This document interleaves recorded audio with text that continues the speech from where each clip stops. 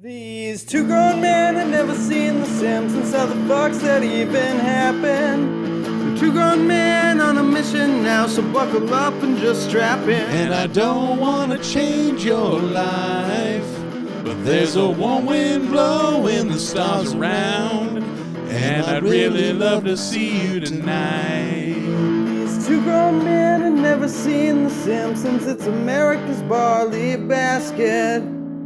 Welcome to episode 137 of America's Barley Basket. My name is Nathan Folsebuck. Sitting next to me, virtually, is Marlon Wells. Hello, Nathan. Hello, Marlon. How are ya? Yeah, it's Sunday. Yeah. Not my best self, but who is on a Sunday? Nobody is on a Sunday, man. People that like Sundays are either far more mentally healthy or far worse off than I am. You're either a psychopath or the most well-adjusted person around. Yep. Other than that, no one's liking a Sunday. No fucking way. Just the dread. It's over. Back to another week of pain. Why? There's playoff football, though. That's fun. Yeah. Today is the day the games will actually be good, too, I'm guessing. I haven't been paying any attention, but yeah, so why not miss them and record a Simpsons podcast instead? The one good thing happening today. The things we do for our doting audience. Yeah. We're on the internet today instead of sitting thigh to thigh. Yeah, can't smell each other. Count yourself lucky, brother. I'm fucking dirt dogging today. Oh man, just wrapped in a fitted sheet. It's weirdly hot in this apartment for no reason. Yeah, when we do them away, when we're not at your place, I record these in my bedroom with the door shut. I don't have a fan going. I'm damp daddy over here. The nut fog is rolling in. Pause this halfway through. I can wring my underwear out in the tub. Oh, gross. Throw them in the dryer like that would help. Bake in that freshness. They come out and you drop them. They just shatter like clay. Fucking terracotta underwear. Is that glaze? Sure. Let's call it that. Yeah, whatever you need to sleep at night. Well, Jesus Christ, your underwear look like those preserved people at Vesuvius. Look like He-Man's underwear.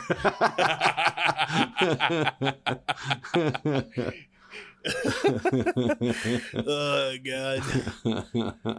You got like alien eggs around you, all that humidity. Yeah.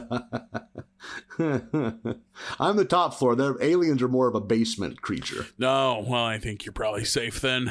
Yeah. Gross. Other than that, though, just another quiet weekend. I wish I had some tales of exotic living, big city living, but I don't. Yeah, same here. Like nothing. Like I was out on vacation last week. We recorded last week's episode ahead of time. I went to exotic Alabama and hung out with some pals. Not even wearing a seersucker suit? I thought you'd really embrace the culture. Talking like Foghorn Leghorn.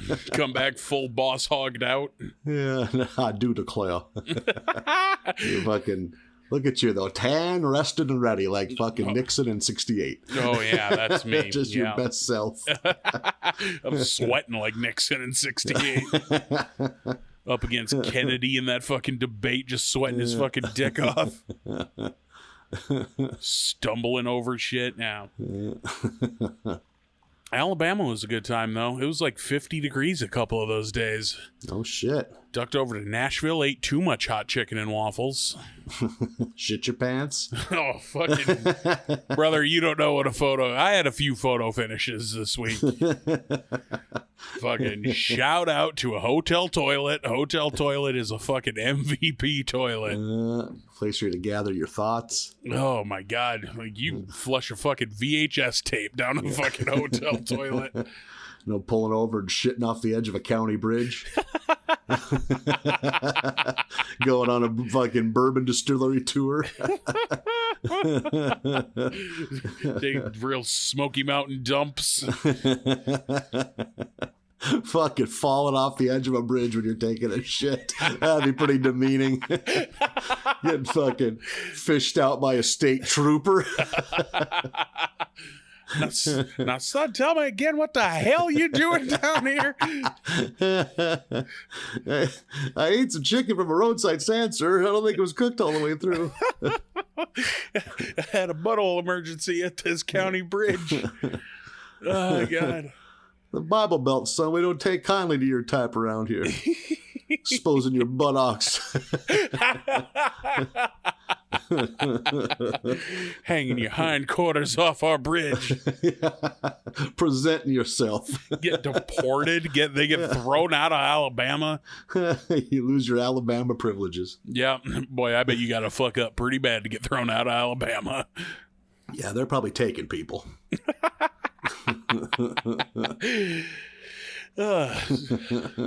It was a good time, though. Yeah. Didn't have to shit off any bridges. Just ripping big, soft, beige dumps. It's real peaceful because it's the South, you know. Everything moves a little slower, including the bowels. Yeah, a little bowel drawl. No fevered pitch dumps.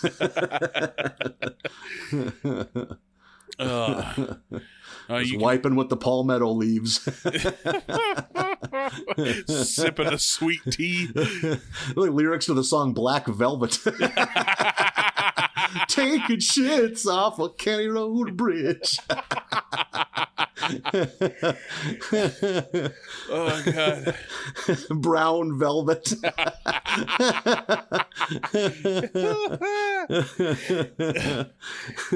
Brown velvet in that Alabama smile. Oh, boy. Hey, Marlon. Hey, Nathan.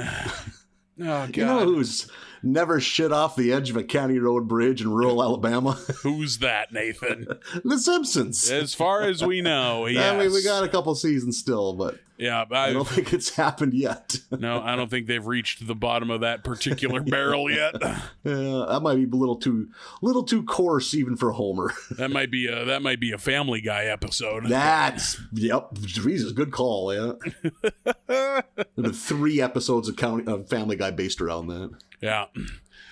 We are in the throes of season 31, which, if you're playing along, has been pretty good so far. 31, a good season. Yeah. You maybe can sense the trepidation in my voice as we come upon this next batch, but so far, so good. Let's find out if the next 5 are also keeping good and going. Episode 15 is Screenless. We start off, the family is watching Marketing a Murderer, which is a fun take on Netflix and murder shows in general. I feel like they have gone back to the Making a Murderer well a lot in the past couple seasons. Feels like this is like the 3rd time. Like, that was a big show at the time, but man, they've gotten miles out of it. Not to backtrack, what's the Screenless episode title going for? You know, I'm not sure. I don't know. Like, I don't know that it's a reference to anything. Maybe it is. I don't know. Neither of us are hip to that scene. No, we're a couple of fucking squares. Yeah. Maggie frantically trying to get the rest of the family's attention. I like that we get from Maggie's point of view that they kind of just all talk like Charlie Brown's parents, kind of like just it's like Simlish. What's the name of that? Simlish is the fake language they use in the Sims video games. Really? Oh, okay. Interesting. Yeah. I don't know that covers all types of fake words, but and then they switch over to a show about baby sign language. That there's some show where they're like, teach your baby how to use sign language, and Marge all about it. She wants to get Maggie on this sign language thing. But as they all walk away, it shows us that Maggie, the reason she was frantically trying to get their attention was because Hans Molman is in the front yard trapped under a tree that tipped over. It's okay. I'll be fine till morning. And then it cuts to morning and him being like, oh no. Now I'm screwed. Poor Hans Molman. We get a Baby Yoda reference during that scene too. And it's jarring that we are caught up to pop culture enough that Baby Yoda's name can be dropped. Yep. I like that Maggie doesn't like Baby Yoda because she's like, I used to be America's baby. Yeah. Been a minute since the Simpsons were that relevant. Yep. Also, like you call it blind fucking marketing genius or whatever, but Baby Yoda, pretty adorable. Like, yeah, Baby Yoda was the right move. Yeah. I'm sure they have sold billions of toys. Maybe Baby Yoda is what it's going to take to break through your hard exterior and get you to adopt a child. Yeah, the way to finally break through the baby barrier with me is make it something that can't exist. Yeah, make it fictitious. Because Baby Yoda's cute as shit. Yeah. Eats rats, eats mice, helpful around the house. You need a barn baby. eats varmints. Just a feral infant that you raise, passively raise, just give it some dog chow every so often. Cutting the side of a 50-pound bag of baby formula and just hanging it off the back of the sprayer truck. It's just driving. It's just pouring out the back. 10 babies run out on all fours. You turn just in time to see one take down a grouse in flight like it comes out of the weeds and pounces it down. Gotta take an axe handle to break through the ice on the milk trough. Barn babies. I'd watch that show. Oh my God. So we get a long sequence of Marge trying to teach Maggie sign language. Too long, I think. I think it goes on too long. And Maggie, to her credit, finally gets it figured out. Maggie knows a little sign language now, and Marge rushes into the living room to show everybody, and she's so excited, but everyone is so busy on their screens that they do not give a shit. I bet that is a breakthrough, because I bet that's hard to teach a goddamn baby sign. And I know it's a thing they do with nonverbal kids. Oh, you think? Oh, really? Sure, so I believe that. Yeah. I think that like a American Sign Language, ASL, would probably be up there as far as if I were to try to learn a second language. Sign language might be a useful one. Yeah. Yeah, that's a good point. Yeah, I think a big part of it is because it just makes life easier, too. It's like, I need to know why you're crying. Like, are you hungry? And when they can make that hand signal, Christ, that's got to be convenient. No, yeah, that's got to make your world way easier. You shit? You got to shit? Yes, I have to shit. Thank you. Signing all that? Yes, please. Yeah. I need to shit currently. Please. I am currently shitting. I'm going to need you in just a moment to take care of the aftermath. Signing while they're gritting their teeth, like just bearing down on it.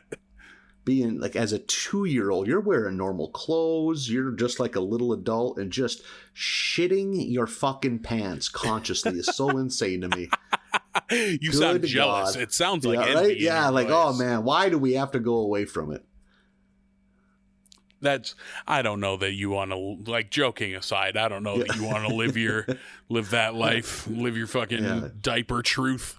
It has to be a better way. There's got to be a happy medium somewhere. If we looked at diapers with like a scientific eye, we could make them better. Is this the platform you're running on? Yes, like exhaust. You don't save the exhaust from a car in a bag, and you figure out a way to make it exit efficiently. Are you asking for the catalytic converter of assholes? Yeah, Is that what you want? Yeah. So it doesn't come out as a solid; it just vaporizes it. Oof. We'd have to have some kind of deodorizer. We should just always be shooting out hot air. Yeah, now because now with your plan, you have vaporized shit floating through the air at all times. That's what you want. And Europeans would have laxer standards, so the air would just reek there. But we're more efficient. You know already that you can't convince Americans to wear a mask. Maybe constant shit fog would do it. Ugh. I mean, I applaud your efforts, but I have questions. Think of the efficiency upgrades we would have. You have my support, but I also have questions. Yeah. Like it's like the diapers, they aren't even diapers. They're chrome. They strap on. They're chrome? Yeah, dress them up a little bit. You know, you can maybe get like like blue steel. You can get gunmetal. You can however you want it. Like porcelain. You can have like a Hello Kitty. You can do however you want to do it. Okay, like you're kind of winning me over on these diapers once you're talking about jazzing them up a little. Gathers the front mess and the back mess. There's a tiny little thing, some kind of a catalytic converter that breaks it down into an odorless gas that's just always leaving your body. So there's not this huge plume. It's just constantly burning it down, you know? Okay, yeah. It sounds a little invasive, but... Yeah. Invasive's a polite way to put that. Mm-hmm. Yeah. But once you get used to the discomfort, the freedom you feel. Hello, science. Yeah. I want to get off, please. Boy, have I got a plan I'm off for the you. science train. I'm a Luddite now. The first time you go through it, you get fitted for it because it would have to be fitted. Yeah. Like And insoles. Yeah, you're out at Target doing some grocery shopping and it hits you, you gotta piss. You take one step forward, pause, think about it for a second, and just piss. Well, this is what we're doing now. That first time is going to be harrowing. Like The first time you shit while riding a bike. I mean, this is what they're for. I paid all this money for these fucking things. Yeah. I guess we're going to give it a whirl. It's like that Matrix back of the neck plug, but it goes up your ass and then it spreads open. I think you do the first one at home. I don't think you roll those dice at Panera Bread. You want to see how it works. It's new technology. Yeah. It's like, is this going to be a Genesis or a Saturn? I got to know. You do that first one at home in the bathtub, just in case. Just looking for leakage. Like, I'll be going to hell, waiting for, and then just running your nose through the fucking vapor cloud. Like, I'll be goddamn. You can have scents. It doesn't have to smell bad. Oh, you can make it. You want fucking pina colada. You can do however you want this.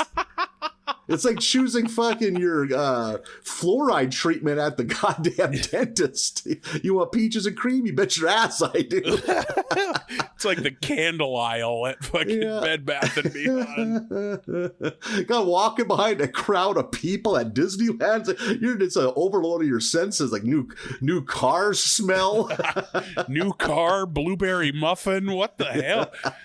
Is that sandalwood? Who picked black sandalwood? licorice? Yeah. Freshly mowed grass. Oh God. Oh, baking bread. That's a good smell. Oh yeah, it is. Old book. Oh my God. I'd follow a guy that was fucking releasing fucking old book smell. Oh God. You don't even take it off to sleep. No, of course not. Yeah, it's always on. Just for doctor's appointments. You probably got to change it out. You got two of them every other week. Oh my God. Is a dishwasher safe? How do you clean this fucking thing? I bet it's a lot like you have a device in your bathroom or by your bed that it all goes into that has an ozone type filtration system that, like they do with hospital equipment, so it doesn't involve any moisture. Sure. Maybe there's wet naps you use if there's some real spillage issues, but this is mostly a chemical disinfectant. Oh my God. Maybe the UV light disinfectant. Yep. There we go. Yeah, multiple different layers of disinfectant. We're hitting it at many angles. Oh my God. Because people are going to be apprehensive. We got to make sure this thing is ready to go right out of the box. Oh, it's we now. I'm in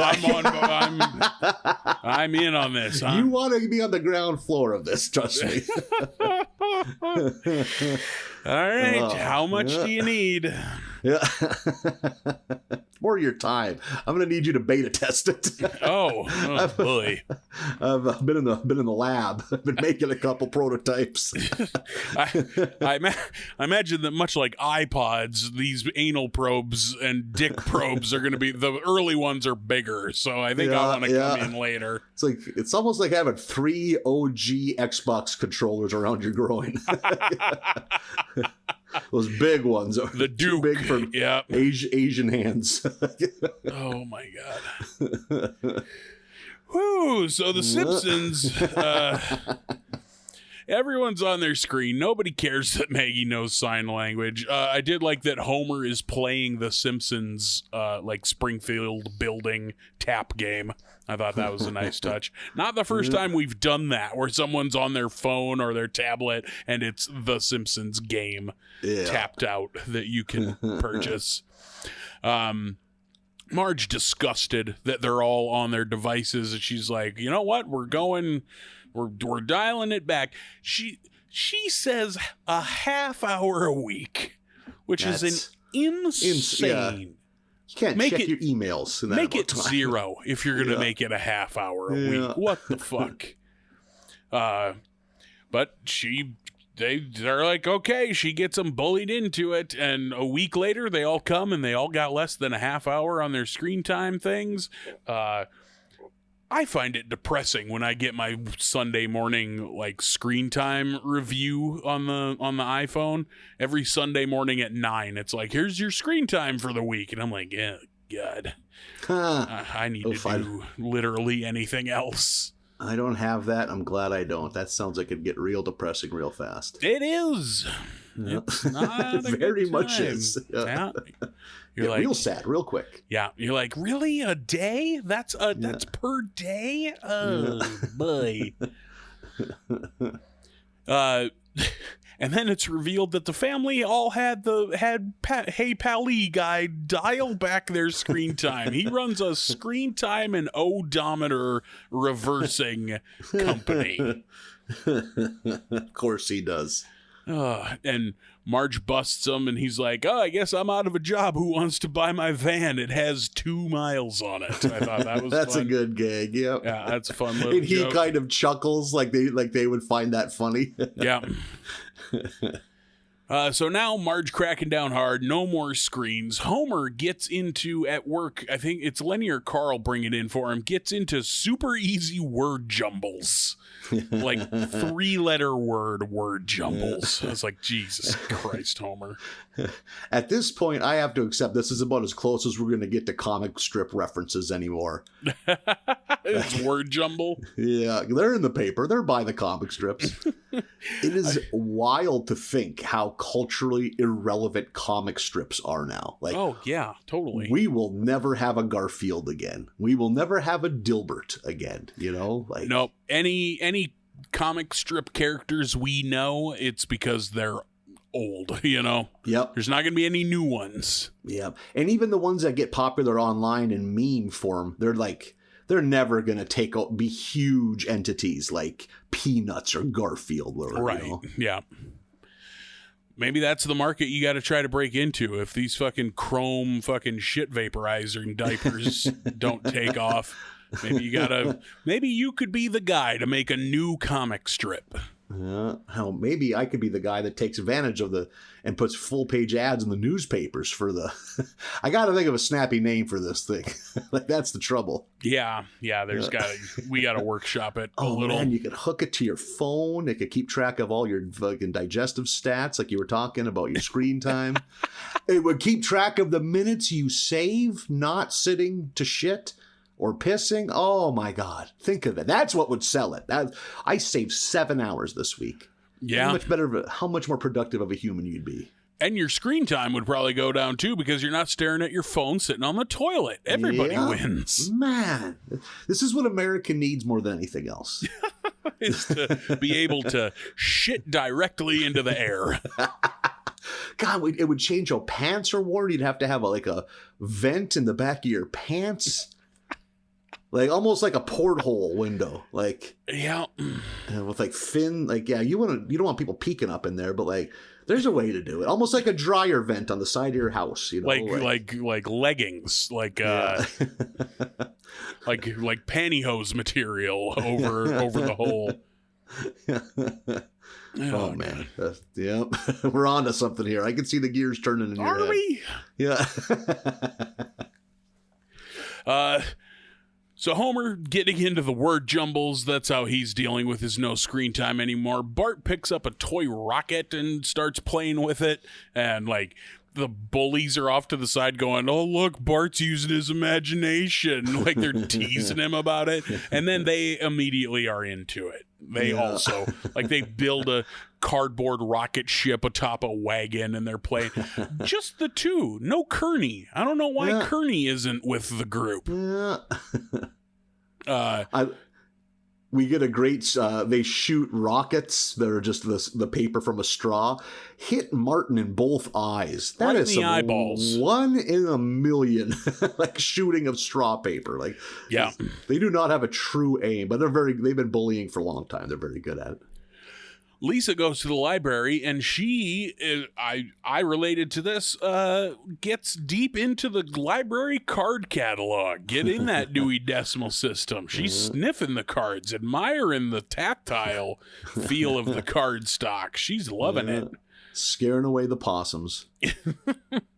Marge is at home and she's like, I forget what she's trying to make, but some Italian dish. And she's like, oh, I can't look up the recipe. So she pulls out recipe books and those aren't any help. And she goes, oh, I know. She calls up Luigi down at Luigi's restaurant and he's like, oh, you want the recipe? Sure. First you come in and you order it and you pay for it. And slams up the That's phone. Pretty good. That's fun. Marge, the kids come home, the whole family comes home. They're enjoying this screenless life now. And they're like, oh, look at us. We did it. And they get home and Marge is in the closet, on the computer and on her phone at the same time. She's completely broke. Yeah. And she goes, we need, I'm sending the family to this screen addiction therapy place they saw an ad for on television. And Lisa pipes up right away wait, why do we have to go? You're the only one who has a problem. The rest of us are fine. I like that Lisa has to make that point right away. Yeah. We get some morally morally ambivalent Marge in these episodes. There's a couple coming up too where she knows there's a right thing, but she doesn't want to do anything about it. So yeah. I laughed real hard at the fact that she's like, the whole family's got to go when she's the only one with a problem. Not even Homer. Homer's doing okay. Yeah, he's into these word jumbles. Yeah. What a thing to replace modern technology with. Yeah. I've never gotten into word jumbles or crosswords. I like Picross, which is kind of picture crossword. I can waste some time with crosswords. I'm an LA Times crossword guy, and then I'm also a Sudoku guy. No, I can't do the Sudoku. Not good enough at numbers for Sudoku. Yeah, I want them hard, too. I want it to end with me screaming at a newspaper. That's every Sudoku for me. Fuck, that reminds me. I was flying from Dallas-Fort Worth to Huntsville, Alabama, and just as we're landing, I pop my earbuds out, and I put them in the case just in time to hear somebody behind me in a thick accent, some fella go, "Oh yeah, I like them Sudokus, but I ain't any good at them. What are you gonna do with all them numbers?" That is verbatim. What are you gonna do with all them numbers? I hope he's an accountant. Oh my God, I was just and then try not to laugh loudly on an airplane. What are you gonna do with all them numbers? Too many numbers. All those little cute little numbers. I was like, oh, we're in Alabama. Perfect. I can't put you in a box. You go on now. You get. Oh, God. Do you think they still sell the big fat crossword books at like the checkout aisle of a drugstore? I bet. You might have to dig a little more for them than you used to, but yeah. Grandmas still exist. Moms still exist. They love shit like that. I had a grandma with plenty of fucking crossword books. Yep, as did I. Yeah.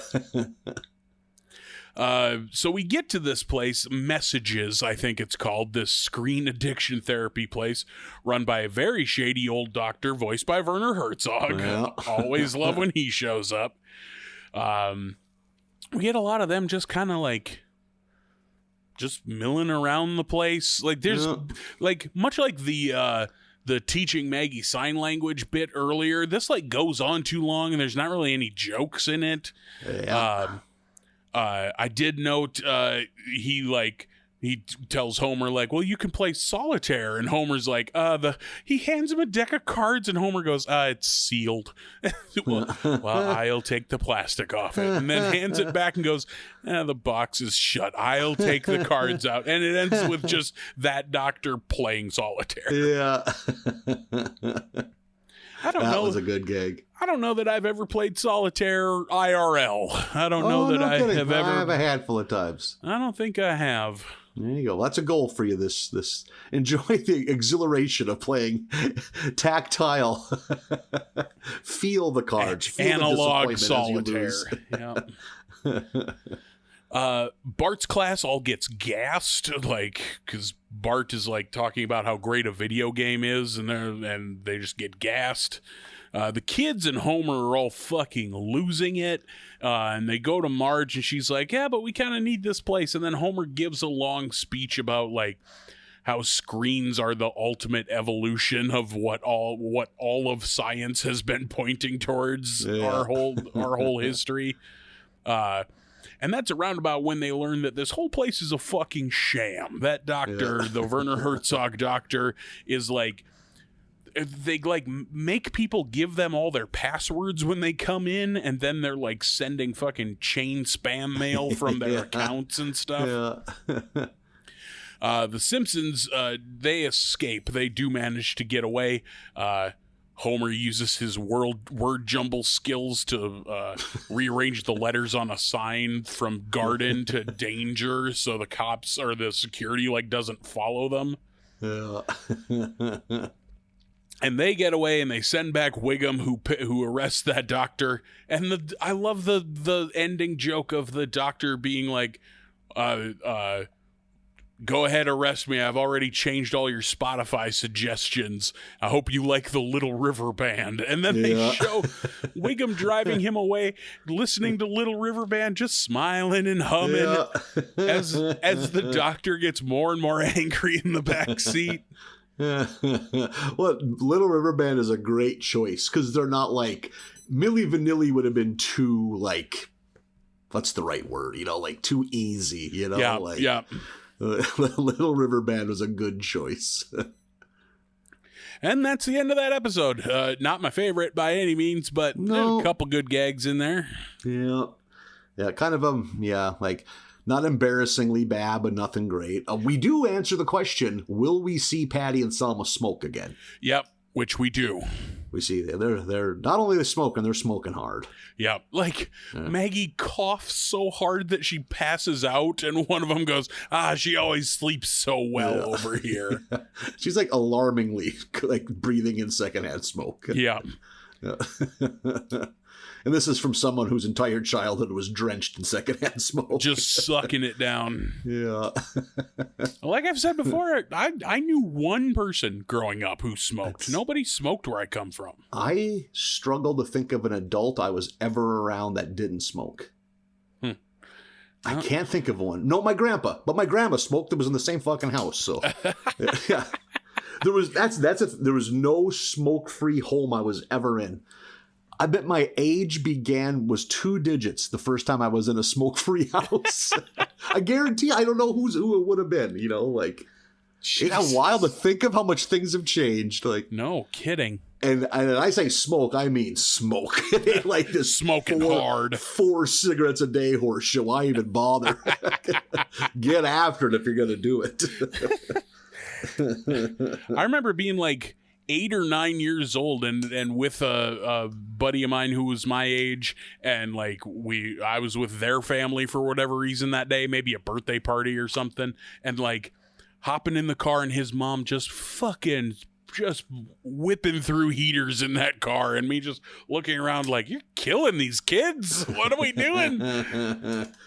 Smooth menthol flavor. Oh, yeah, I guess so. They should be so lucky. Everyone in your community was saving all that sweet tar and nicotine all for themselves in their gullets. Yep, in their lips. Everybody's just gutting fucking chaw because they don't want to spit in the house. Up next is episode 16, Better Off Ned. Surprised we haven't gotten that episode title yet. Yeah. Seems it's pretty kind of an obvious one. Yeah. So, and it has to be new. I can't imagine they repeat fucking episode titles. Episode begins with Bart hanging out with Grandpa at the old folks' home, which is weird because the ongoing gag is they hate visiting Grandpa there. And just Bart, nobody else. Just Bart. Yeah.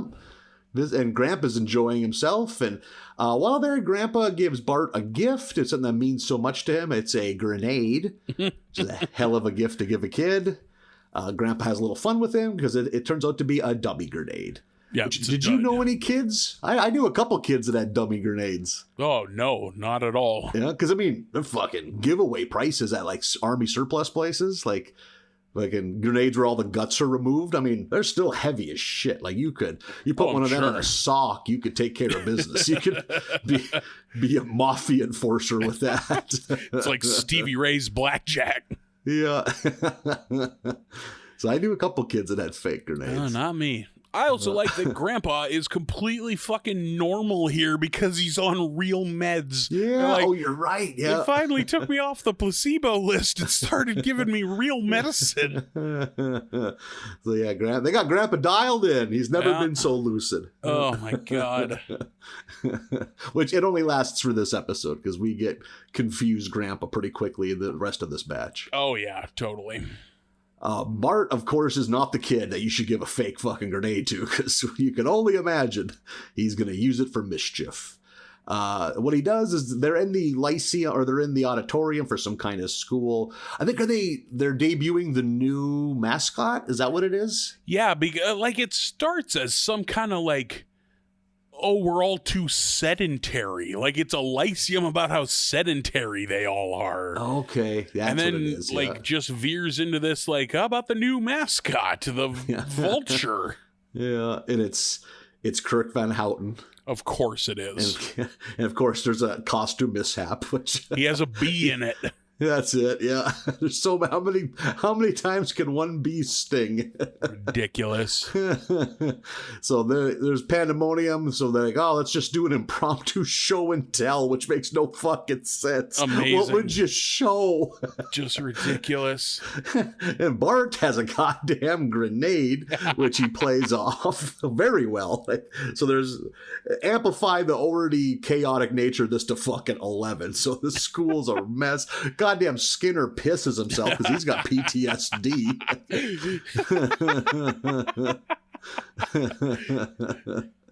So once the smoke clears, Skinner and Chalmers want to suspend Bart. Like they think they have enough on him now. And kudos, Ned fucking throws himself on that grenade on the stage. Oh, yeah, you're right. Yeah. Also, why is Ned here? He's the only parent. Or shit, Ned's a teacher. I just remembered. Yeah. I even put in parentheses as if this was going to happen. Remember, he works at the school. I have in my notes, why is Ned here? Yeah. Ned is now Bart's teacher, which is weird. Yeah, very. But Ned stands up for Bart and says, hey, I know this kid. I know that he's not, as rotten as it seems. So let me take him and I'll try to turn Bart around. And Chalmers and Skinner are like, okay, that works for us. So Bart is forced to hang out with Ned, and you can imagine how much Bart enjoys that because they are duds. But I think it's during a fishing trip. Does that sound right? A fishing trip. They have kind of a breakthrough. Like he catches a fish and Ned won't do everything for him. He makes him start a fire himself. And I think starting a fire with a stick is a fucking just on television thing. Yeah. I bet it's insanely hard. I bet it's you just fucking impossible. Spin it fast enough and makes a fire. No, it fucking doesn't. Listen, I bet that kindling has to be fucking as dry can be. I bet it has to be in the exact right location. I bet that shit could take hours. Yeah. No, no.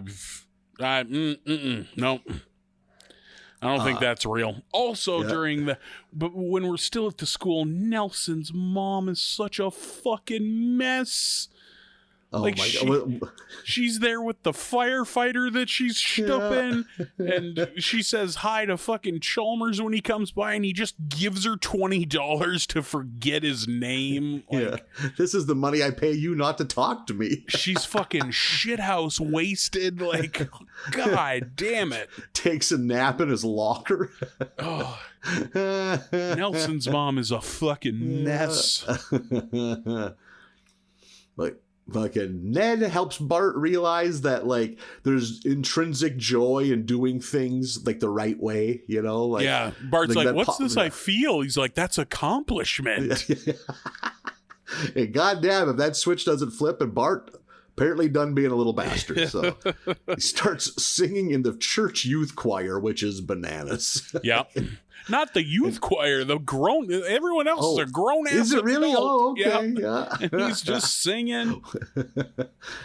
So outside the church, everyone starts to congratulate Homer. Assumes it's going to be him, but they're congratulating Ned because, of course, they are. Yeah, Homer didn't do anything. Homer think, the fucking things only turned around when they got Bart away from Homer. That's when things turned around. Yeah.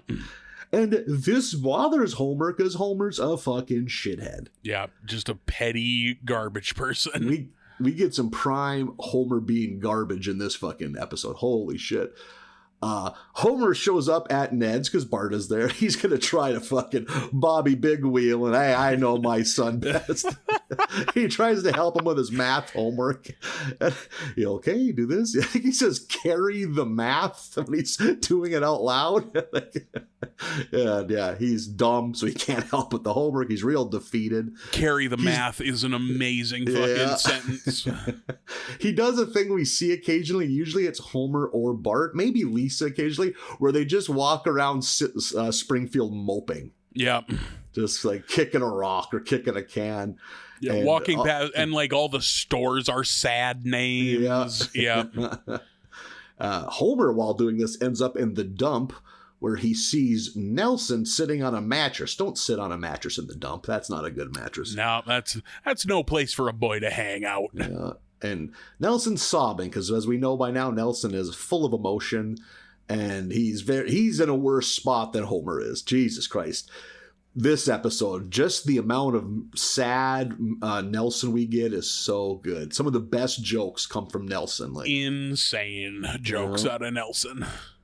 And Homer sees this as an opportunity to kind of get back at Ned and Bart by helping turn Nelson around. So this isn't out of the goodness of his heart. He just sees this as a way of showing Ned and Bart up. So he takes Nelson to go get a bite to eat, and he offers to be his mentor.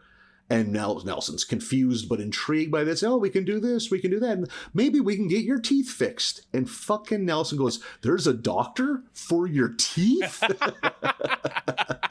There's like a mouthful of cheeseburger. It's so good. Oh, it's so good. Earlier in the dump when he's telling Homer all his troubles, he goes, my last solid food was ice. That's good. Jesus. The state needs to step in and take this kid away. Yes. All the wheels on their trailer are flat. Insane. The life this kid has. But Homer brings Nelson to the neighborhood, like to show him off, like it's a new car and he's having a midlife crisis.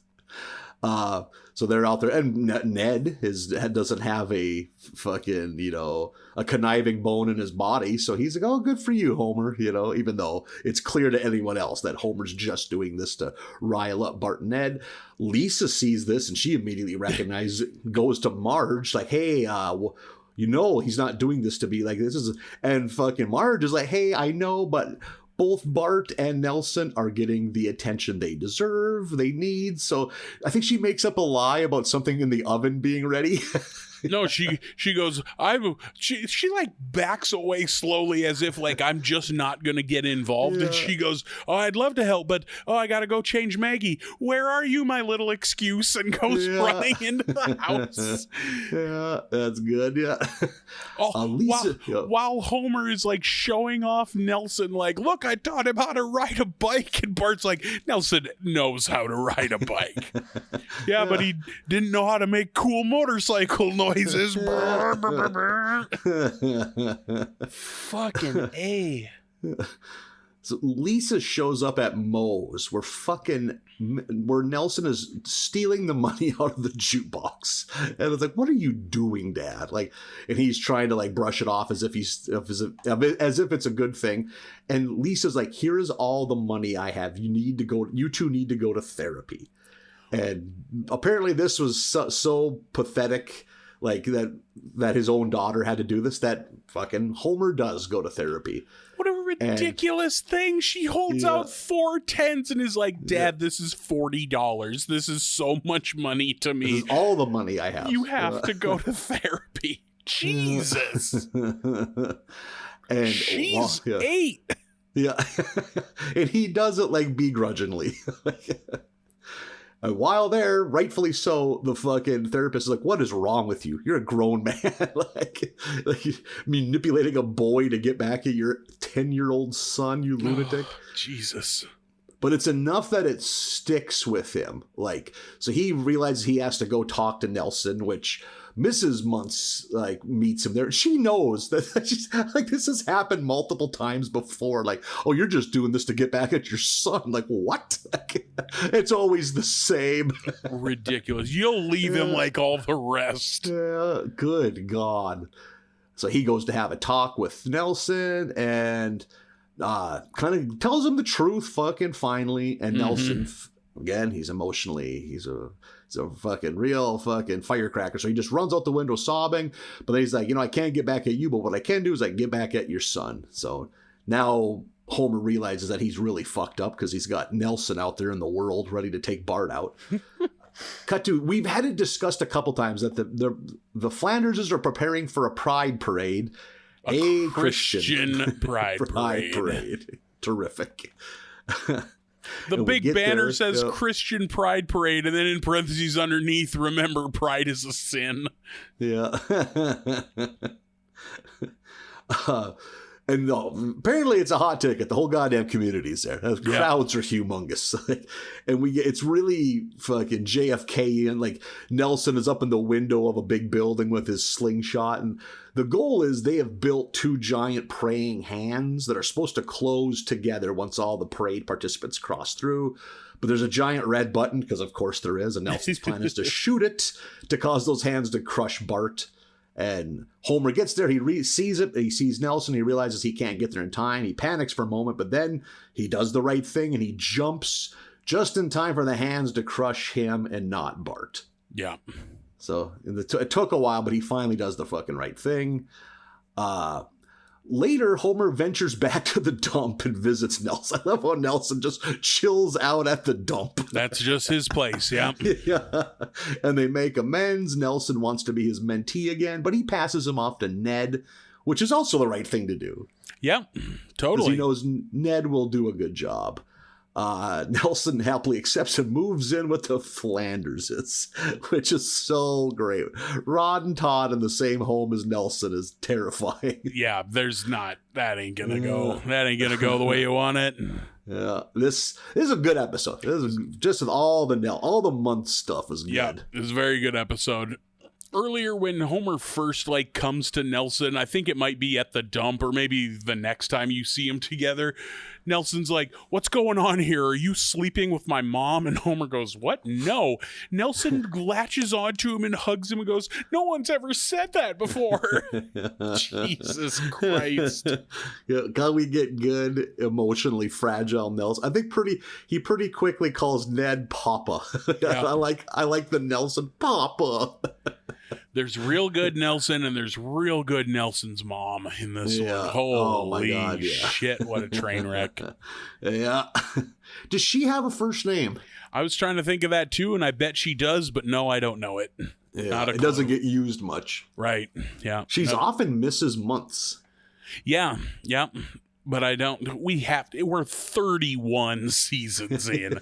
Certainly someone has said her name.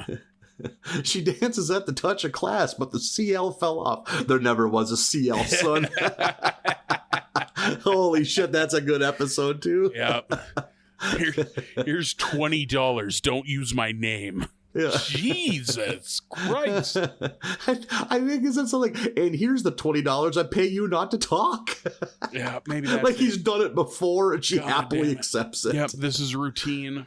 Oh my God. I like the fact that Chalmers has a very seedy life away from school. Yep, totally. Crushing on fucking widows. Riverboat widows, yeah. He's super into Teddy Roosevelt. Yeah.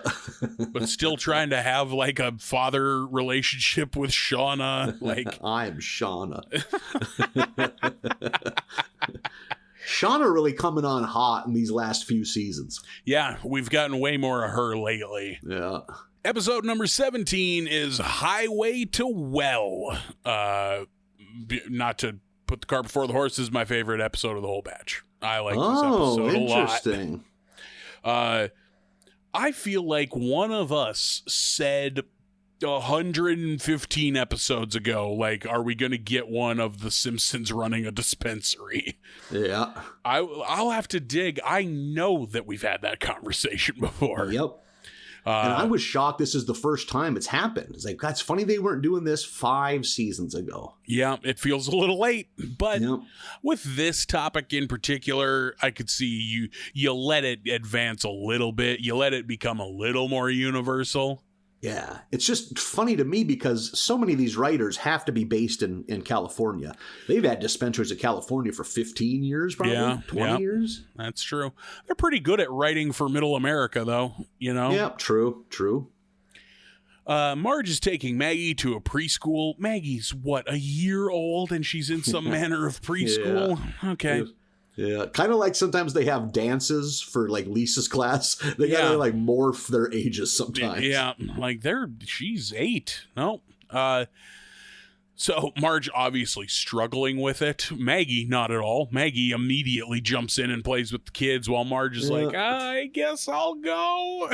And she's like, oh, what am I going to do? And pulls up some mom blog and goes to a spinning class where the instructor is mean and come on, do you pedal, you fucking pigs, or whatever he says. And then she's like, oh, this isn't for me. Looks down at the blog again, is like, maybe take a ceramics class. So then she's painting the ceramics while that coach is like, paint, you sausage fingered bitches. Everyone else is likes it. Everyone else loves it. Yeah. I love that joke of the ceramics instructor also being a fucking drill sergeant type. Yeah. And then the next thing on her blog is I think she calls it a sex prize, like surprise sex prize your husband at work. Yeah. So then Marge is like in a trench coat, wearing something saucy underneath, sitting on Homer's on Homer's desk, and he's like, "Oh my god, there's security cameras everywhere. We'll have to do it under the desk." And then the security camera goes, "On the desk, please. Oh, on top of the desk." And she leaves and off. And Homer just turns to the camera. It's like, "Oh, thanks, Gary," or whatever. Jesus. And then Marge is just walking down the street and finds herself in a line and stays in it, which I thought was insane. That's good. Yeah. She doesn't know what she's in line for. She's the just obedient person. Yeah. There must be something good. Yeah. Turns out this place is called Well and Good, and it's kind of nondescript. Kind of looks like an Apple store, real sleek. Yeah, very spare. Yeah, like not a lot of shit. And they're in the hiring process. They're a new business, and they're go to these tablets and answer the recruitment questions. And we see like a shadowy figure behind the one-way glass, like point out Marge, and a person comes over and it's like, "Oh, you're the perfect one. You got the job." Throws everybody else out. Marge shows up for her first day at work, confused because she doesn't know what they sell, have no idea. It's fair. And you get Chalmers coming up and being like, "Should I get the oil or the tincture?" And she like makes a sale without knowing what they sell at all. Do whatever makes you feel happy. Yeah. And then slowly figures out that this is a pot store. I think it's because Lauren plugs in the light and the cross lights up green, like the plus sign in the Well and Good logo, because the green cross is the pot logo. And Marge, dismayed, goes, "I'm a drugs dealer." She's dismayed. Marge is having troubles with this, which I could see. I could see Marge having some issues with this. 31 episodes or seasons into this show, 30 plus years. Is this the most Dedrick Tatum we've ever had? It might be this is probably more Dedrick Tatum than we got in the Dedrick Tatum episode where he and Homer fight. Yeah, you're right though. There is that one. That might be the only one, and that's still up for grabs. If Dedrick Tatum is on screen a ton in this episode. Yeah, he was the shadowy figure behind the two-way glass. He's the one who owns this place, much like Mike Tyson got deep into his cannabis company. Yeah. I like that now he has the tattoo. I think he's had it for a while now, Dedrick Tatum has, but he has the Mike Tyson face tattoo. Oh, yeah. Do you think this is new in this episode? I don't know if it's new to this episode, but he definitely didn't have this when he first showed up on this show. Okay, yep. Because he got that Tyson in like the didn't early have aughts. It. Yep. He probably got that about 20 years ago, I bet. Yeah, that sounds about right. Bold choice. Early to the face tattoo game. Yeah. Very early. Yeah, now it's a little less weird than it used to be. Isn't that funny to think of? Yeah. The social acceptance of facial tattoos has spiked way up in the last few years. There was a time there was two people with face tattoos, Mike Tyson and fucking Gigi Allen. Yeah. And that's like you were a gutter punk if you had face tats. Now everyone does. Now's your chance, Nathan. Yeah. Get a big, I don't know, fucking merry-go-round on your forehead. Yeah. Oh, the options you're only limited by your imagination. Dedrick Tatum and the two employees, Lauren and the guy whose name I don't remember, they're like trying to be like, no, like this, it's legal here. It helps people. It's good. It's like, and you're good at this. And they can't talk Marge into it. Marge quits and she takes off. And then at dinner that night, she like tells them what happened, tells the family what happened, and they all are like, "What are you doing? Go back there." They all convince her to take the job back. Like, it pays well. You're clearly good at it. Like, it's legal. Like, it's no fucking problem at all. At one point, I think it's Bart is like, it's no different than working in a liquor store. And Homer goes, wait, you can work in a liquor store? And he has like a thought bubble start to form, and Bart jumps in and like wafts it away and goes, not, stay with us, big guy. Yeah, that was very good. That was fun. So they convince her, and she goes back, and she's good at her job. She's selling gummies to Mrs. Skinner. She really chills Mrs. Skinner out. That's a good character to use if you're going to be like, weed is so good they can turn this person cool. Yep, she's the only right answer for that. Like, yeah, that was the right choice. I love this scene where Otto comes in and he is so uncomfortable with all this. Otto is so weirded out by this. Yeah. Like, he's like, I want to buy some weed. Like, he's whispering to the guy, and the guy's like, oh yeah, absolutely. Come here. You want this or that or this, or what kind of high you looking for? Do you want a face buzz or a body high? And like, yeah. And Otto looks so uncomfortable with his big wide eyes, just like, I just want to buy some garbage swag from someone shady. Like, he's not into this at all. He can't handle it. And so finally he leaves, goes to Moe's and orders a beer. I like that everyone is so weirded out that Otto is here. Yeah. Otto apparently not a drinker. Yep. Also, boy, we in the last 20 seasons we haven't got much Otto. Yeah, this is the most he has spoken in a long time.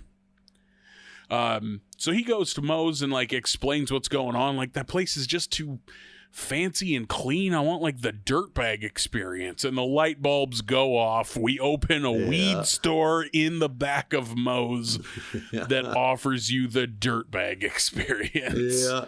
Moe is nothing if not an entrepreneur. Yep, 100%. Moe's out to make a buck. Homer is wearing a fucking like a wool hat with a Nirvana t-shirt sitting on this couch, and Lenny is there with his hood up playing video games, not acknowledging anybody, playing an N64, by the way. Really? Yeah.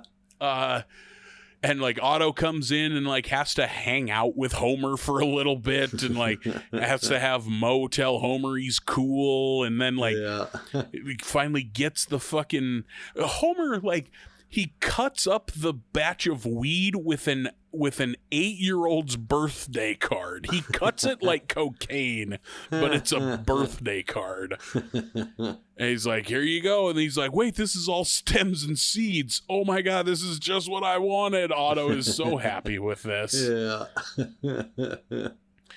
So that's what Homer's got going on. Tatum, in the meantime, is going to open up a huge weed resort called the Dedrick, which is pretty great. But explains to Marge that she can't work there as long as Homer is doing what he is doing, because he knows this whole dirtbag thing that Homer's got going on. And he's like, listen, we're finally gaining some social acceptance, and he's setting us back over there. Like, you can't work here as long as he does what he's doing. So Marge tries to get him to quit, and he won't. So Tatum wants to do the underhanded thing, which is get Homer's weed store shut down for serving food, because he can't like rather than get busted by like the DEA, they're going to have him get busted by the health department. Yeah. And this sting operation, sending Marge in with that huge canister of cheese balls, like go in, got the camera hidden in her hair, and like, if any of the customers eat one of the cheese balls, that's him illegally serving food without a license, and we can run in and bust him. And I thought it was going to go this way. Homer just puts that can under his arm and is just horfing down fucking cheese balls by the handful. And the people in the unmarked van outside are freaking out like, oh shit, what if he eats them all? Then we can't bust him on anything. But alas, Krusty is his customer, and he finally offers around the cheese balls, and Krusty eats one. They rush in, shut him down. They just put like caution tape over Lenny, who's in his hoodie in a beanbag chair, just thumping away on a bass guitar. Is it during when Marge finds out that there's like an operation going to bust them? Where is it during that where they show pictures and you get that insane one of Dr. Hibbert and Dr. Nick on that couch with their shirts off? Yes. That was one of the better pops of this episode. That's a good image. I image. like the idea that they hang out outside of work. You could put that like on a poster and hang it in your room. So now, Marge did what she had to do. Homer is not thrilled about this. Homer is super fucking bummed out about his wife. He's hammered at the Dedrick and comes up and is just like, hey, will this stuff fix a knife wound? I've got one in my back. Like, he's so drunk. And I liked this little touch. All of the people at the party, high out of their fucking tits, judging Homer for being drunk. They're all like disgusted. Like, he's on alcohol. Yeah. Absolutely no pot people who are like that. 100%. Yeah. So Homer, drunk, mad at Marge, and he like makes a big production, is like, you sell this stuff, you've never done weed once. Not even once. Done weed is a good term. Yeah. And Marge is like kind of on her heels. Everyone is shocked. They're like, because I think they do weed culture pretty well in this episode as far as the way people react if you prefer alcohol or don't care for weed. I think they do it pretty well. That they're like looking down their noses at you.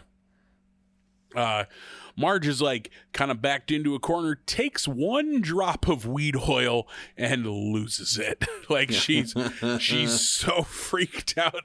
There's a scene where she's like, you get like Marge first person perspective as she's walking to the bathroom, and in her head she's going, is this how I normally walk? What do I do with my arms? Oh God. And finally she's like, yes, this is normal. And then as she's walking into the bathroom, the camera like comes out of her head to show her, and she's like real stiff robot walking to the fucking bathroom while everyone's staring at her. Oh, it's good.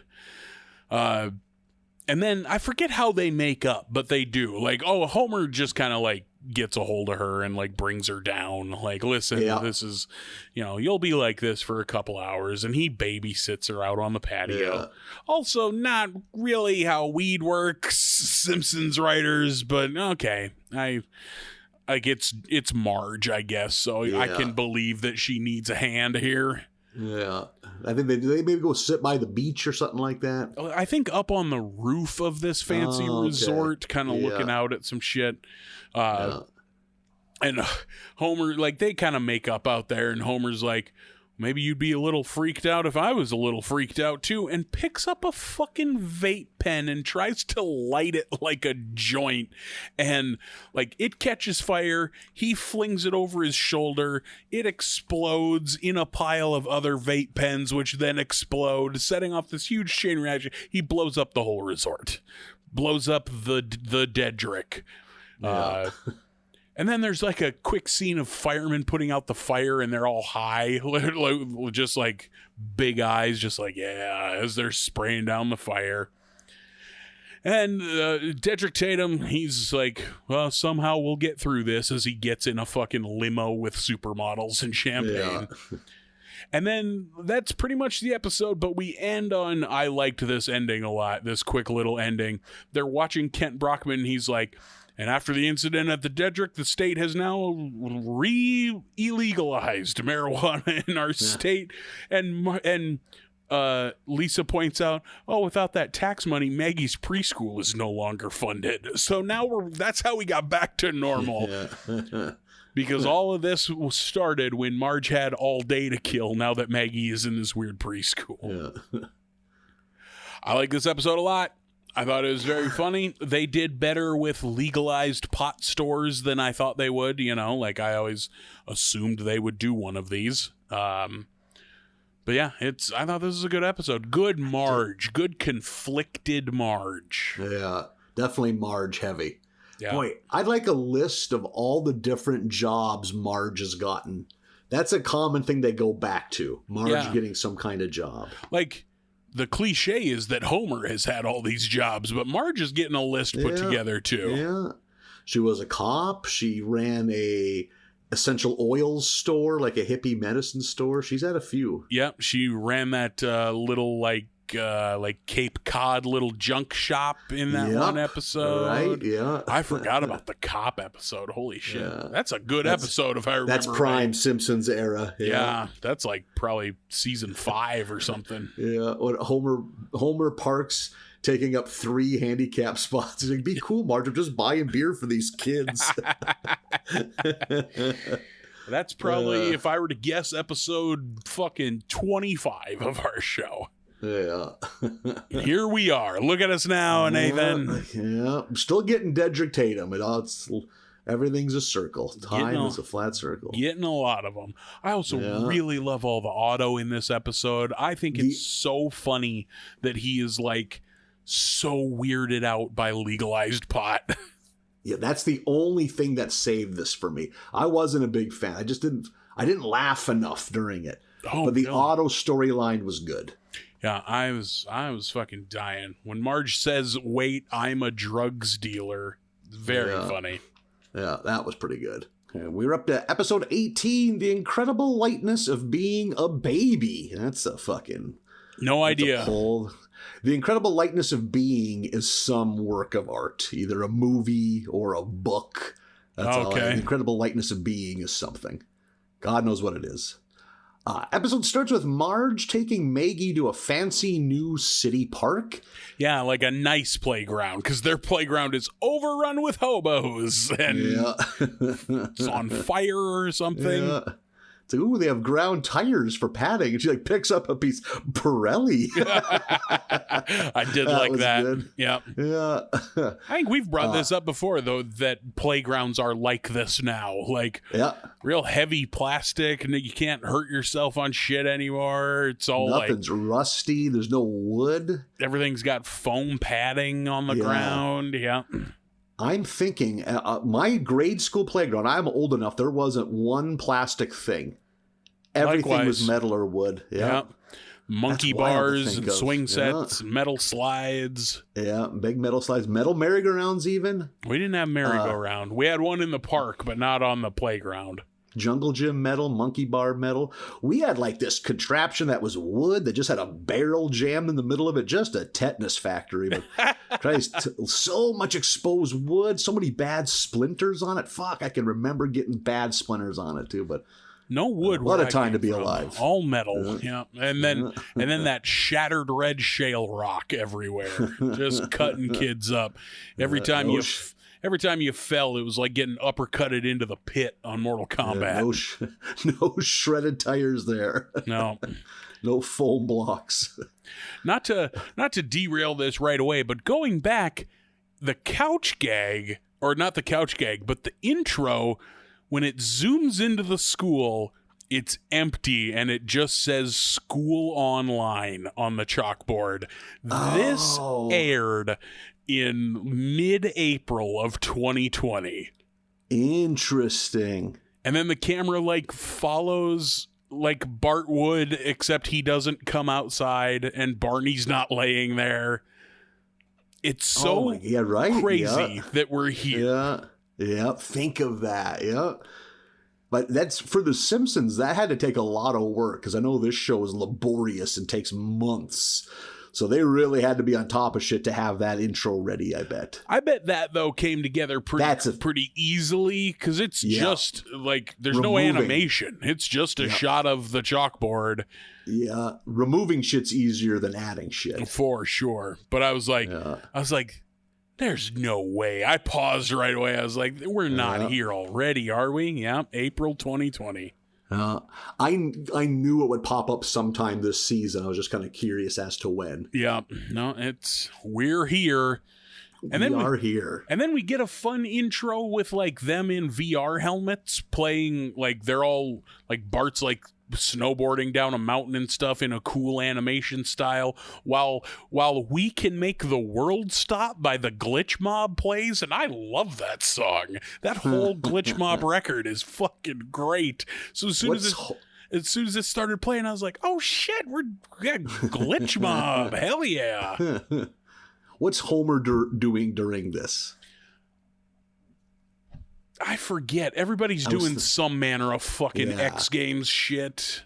Yeah, I was thinking Homer's was the gag, but I can't remember what it was. He's like parachuting or something because he like finds Ned in an airplane and throws him out of it. Yeah, there you go. Yeah. But yeah, I was kind of knocked back of like, oh shit, here we are. It's COVID, huh? Yeah, I wonder how many more references we'll get in this season, or if that was it. I bet that might be it for this season. Just a quick nod. We got to address it. Yeah. And then, if anything, maybe we'll get some next season. And think, they were one of the only shows that could do it. You couldn't do it with a live action show. No one could go to fucking work. Yeah, totally. You could do all this shit from home. I wonder if they've done a full-on COVID episode yet. I'm sure they have. Yeah, I wonder. Because, I mean, this is 31. 34 is the season that's on right now. Like, they've had the time. Yeah, and it'll be interesting to see. They got to have, you would think. While they're playing at this new fancy park, we find out Maggie has a little friend named Hudson. Is this Hudson's first appearance? Has to be. No, really? But it's the first time we've seen him because Hudson shows up in one of the Maggie shorts that is on Disney Plus. Like there's a bunch of little shorts that they've put out. Yeah. He's apparently from one of those. Playdate of Destiny? I know that's one of those shorts. Maybe that's it. That's the one. That's the one. When we haven't watched any of those yet. So Yet. Yeah. Interesting. Because I kind of almost felt like, I wonder if I've missed this character before. But, right, because they kind of talk about him like we should know who he is. Yeah. While they're playing at the park, Marge meets Courtney, which is Hudson's mom. How would you describe Courtney? Like, just kind of super new, modern, rich mom? Like, yeah, like kind of new agey. Kind of like a little bitchy, a little snooty. Snooty, definitely. Especially later, as this episode goes, she gets worse. And you can already see Marge's kind of, just not enjoying this woman's company. But she knows that, Maggie seems to really hit it off with this kid, so they agree on the next day for a play date with Hudson and Maggie. Cut to the next day, it's breakfast time, they're all on the table. Homer comes down, and he shocks the family by announcing that he needs to make some changes in order to get in better shape. And they're baffled by this. Yeah. Marge is like, hey, homie, the flapjacks are ready and the hotcakes are coming in just a minute. You think she cooks them any differently or the exact same food? Those are the same thing. Those are the exact same food. So instead of having a giant stack of pancakes, he takes a grapefruit to go, which you can hear a pin drop in that house. like Lisa says, I didn't see the moon landing. I didn't see the Berlin Wall fall. I saw my dad take a grapefruit to go for breakfast. Also, one of the worst fruits to take on the go. You can't just eat a grapefruit in your car. Like an apple. Right. Apple is a go fruit. Banana, go fruit. Yeah.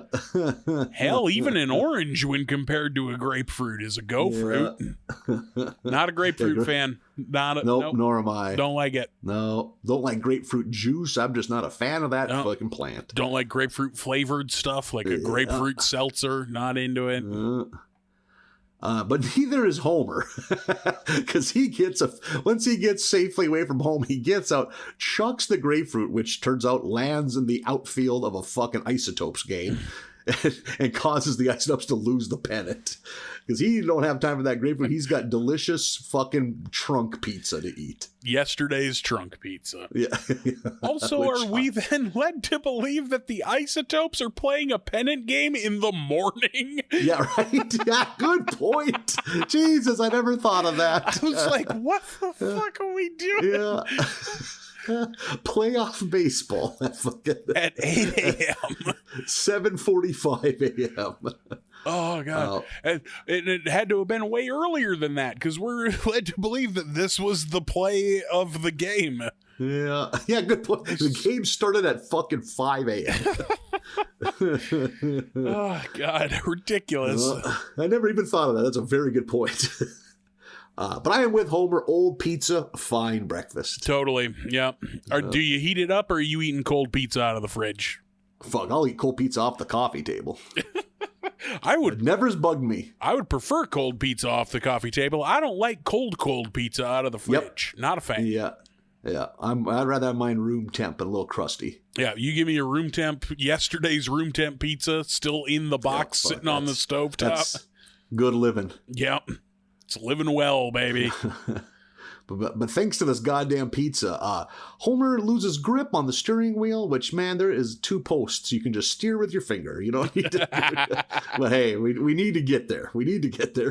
He crashes into a tree where nearby Cleatus is selling fucking balloons, which is...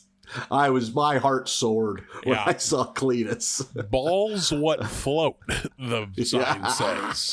Good pull, yeah. Cleatus regales Homer with a tale of discovering helium in his property. I'm usually not a song guy, but that song is good. It's the Beverly Hillbillies theme. Yeah, except about him implying that you find helium the way you find like a vein or coal or a spot of oil. This I had to read. This got me thinking. How do you fucking mine fucking helium? Where they find it is near where there's uranium. It's like a byproduct of like millions of years of carbon decay. And it is often taken out of the ground along with natural gas. And then they have to like separate them. Because they're talking an area on the panhandle of Texas has produced most of the world's helium for like 100 years. And they shut that place down in 2021. So there's like a helium crisis on the planet. But Tanzania is going to be... God, I know too much about helium now.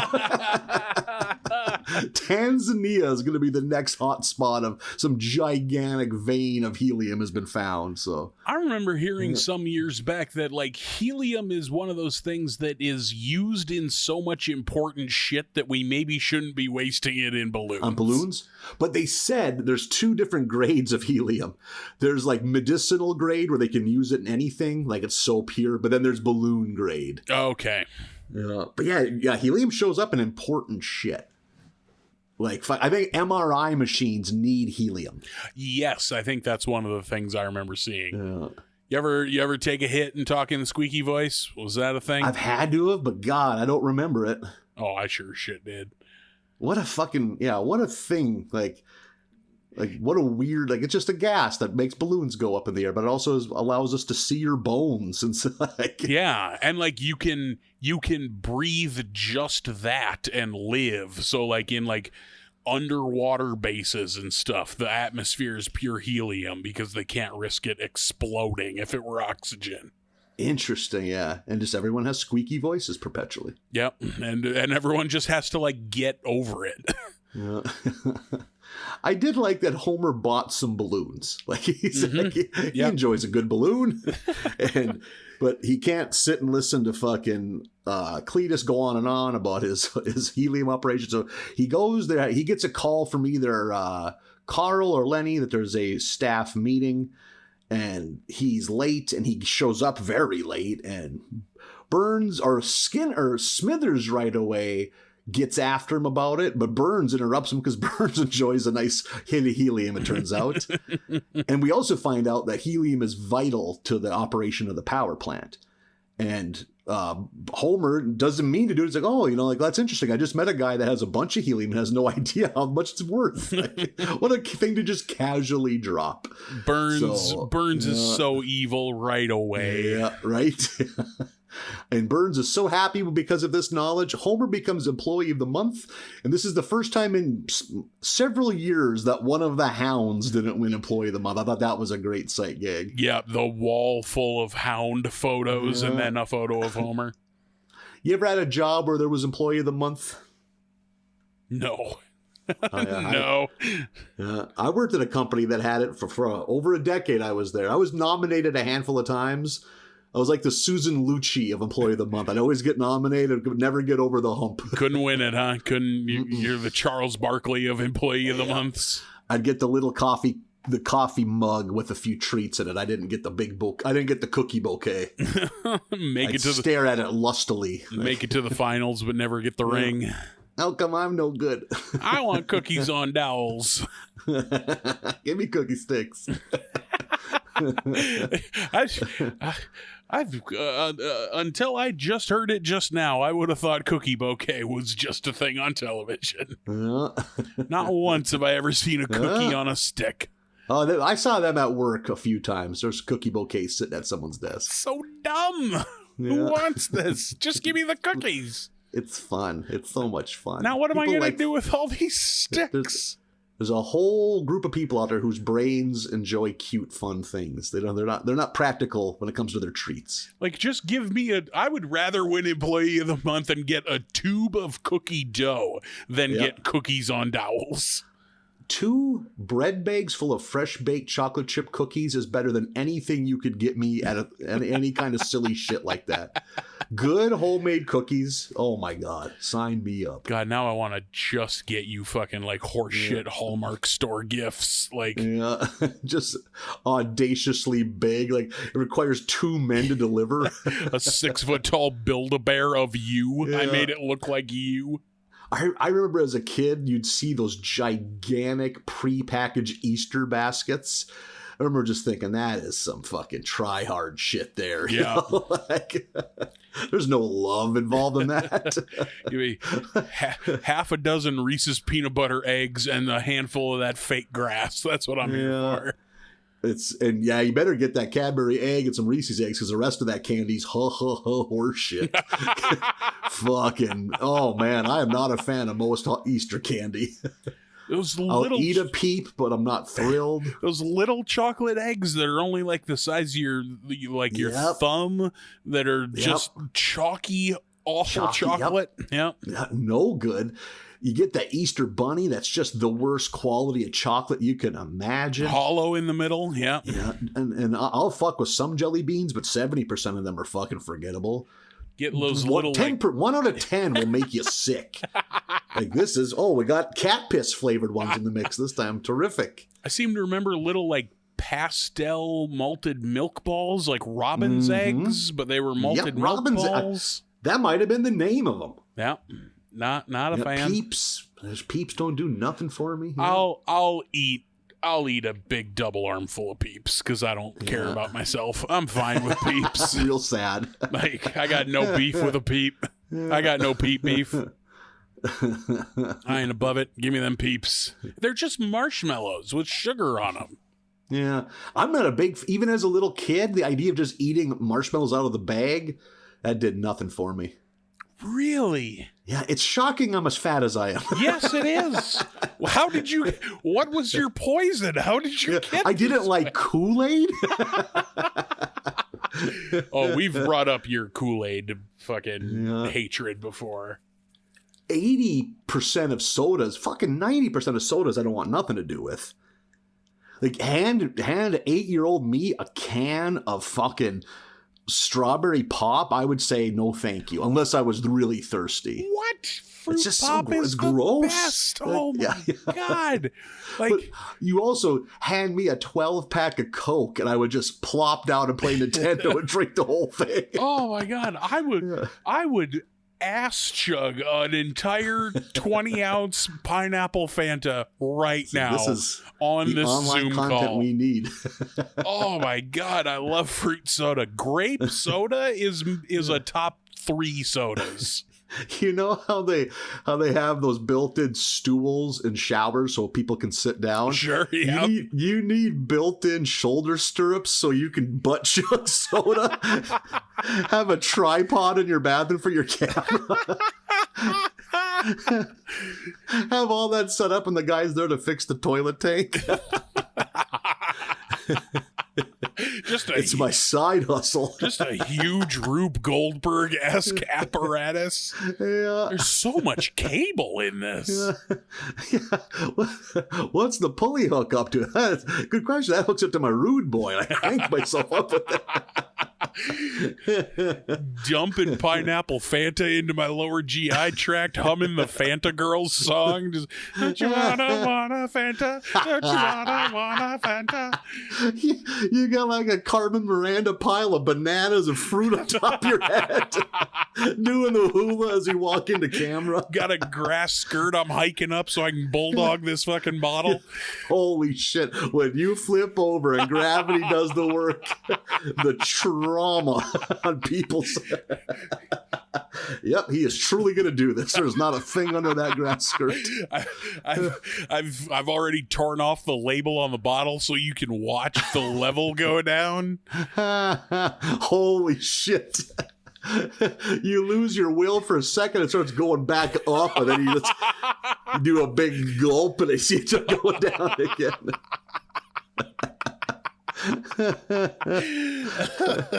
Oh shit. I can't believe this guy doesn't like strawberry sodas. That's where that started. That's where that started.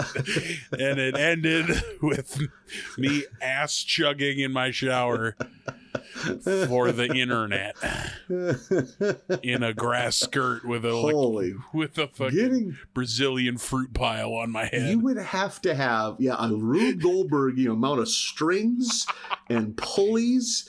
Because once you get up there, you're not going to reach up and pour it. That's got to be a weighted funnel that drops down. That's a 1 in 100 to get that to land right. Because you're going to have to keister yourself.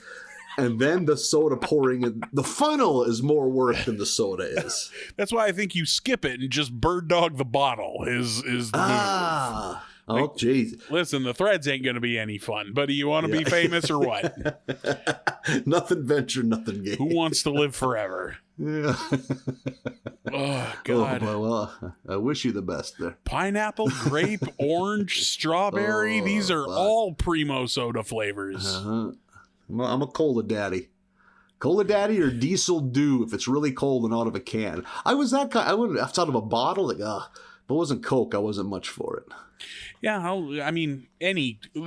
that's the real thing here for me is that like I'll drink too much of damn near any soda, anal or otherwise. Take it from all ends. Yeah, I'll pour soda in any hole. Don't test me. Whew.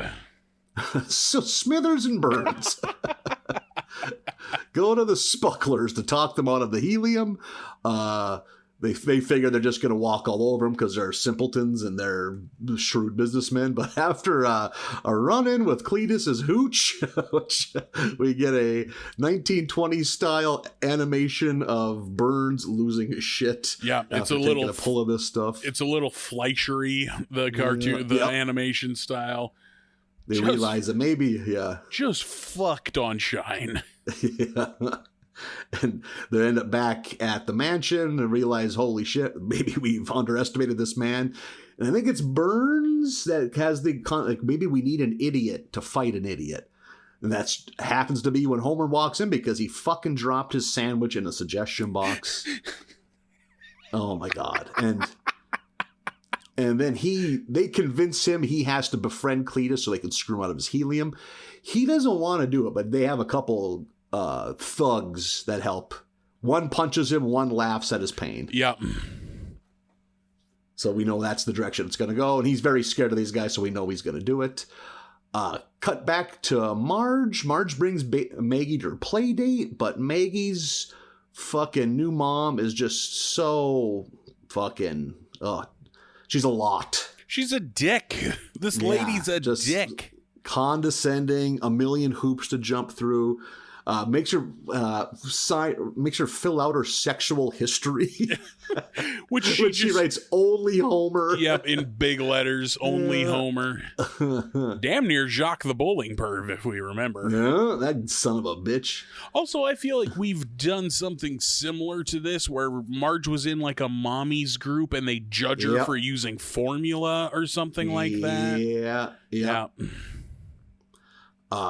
Courtney, the other mom, she is eventually just wears on Marge, and Marge snaps and takes Maggie away, even though Maggie's clearly heartbroken about this.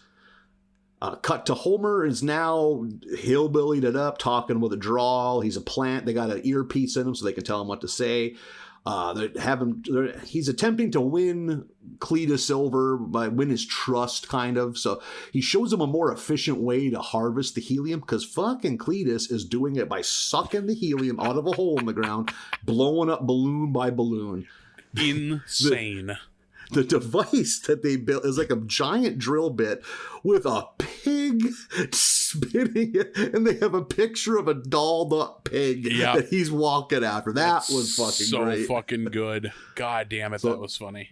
So because of this, Cleatus has more time to enjoy the finer things of life. So him and Homer really hit it off. So they're fucking doing all sorts of hillbilly shit, getting drunk, a big part of it, just having a grand old time.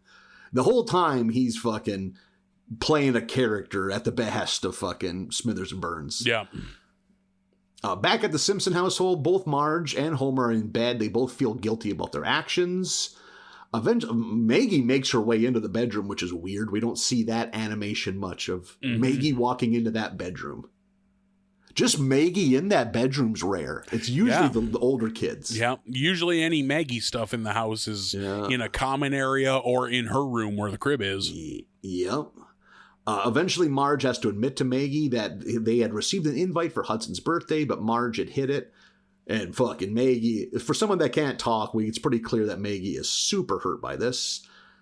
Cut to Burns. This is, would you say this is almost an A and an A 2.0 story? They almost seem pretty equal. As far as time, I feel like we split our time pretty evenly. Yeah. Burns sends Homer over to the Spucklers with a contract to get them to sign over his helium. And it's Cleatus, fucking, he is a trusting, decent human being. He's like, hey, if my friend Homer says this is good, by golly, it's good. And he fucking plucks a feather from a fucking chicken. Does that sound right? Mm-hmm. And he's signing it with apparently tree sap. It's like they're just fucking straight out of Deliverance. Ridiculous. And Homer's kind of trying to, he's nervous. He's trying to think of reads. Oh, don't you want to read it? Like, no, I don't need to read it, this and that. And eventually he fucking ties the feather to a balloon to get so he can't sign it. And he admits to all of it. And fucking, that Cleatus is, kind of dismayed right away, but he forgives him pretty quickly too. Yeah. Burns is furious. But the Specklers, they won't budge, so they agree to pay him a fair rate. And eventually, what the fuck happens to Burns? Is it a rip of some helium? Yeah, like him and Smithers come in there to muscle in on their fucking helium. And we finally get here. I was wondering why we hadn't gotten here this whole time. Fucking everyone is strapped. They just pull guns out on Burns and Smithers. All the children have guns and shit. And they're like, okay, we'll give you a fair price. And then I think kind of in celebration, Burns takes a hit of helium and just drifts up. Right into the power lines. Yeah. You're right. I think they bring the goons thinking the goons will scare them. Yeah. But the goons, literally there are 25 armed family members. So. Yeah. The Spucklers are loaded for bear. And there's a great animation, the kind of animation they couldn't do back in the day, but now because of technology, they can do shit like this. Marge brings back Maggie to the park, and we see an electrified bird just floating in the sky. Yep. So just such a nice drifts little by treat. in the background. And Marge has brought Maggie back so she can hang out with Hudson yet again, because she realizes, you know what, I can bite this bullet if it makes Maggie happy. So really an all's well that ends well. Homer's got a new buddy. Marge does the right thing. Maggie's happy.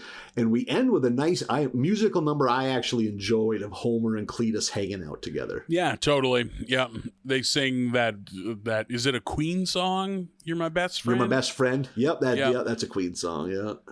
And during that song, because they've made up different lyrics for it to be specific to their situation, Homer mentions a few times that he doesn't have long to live.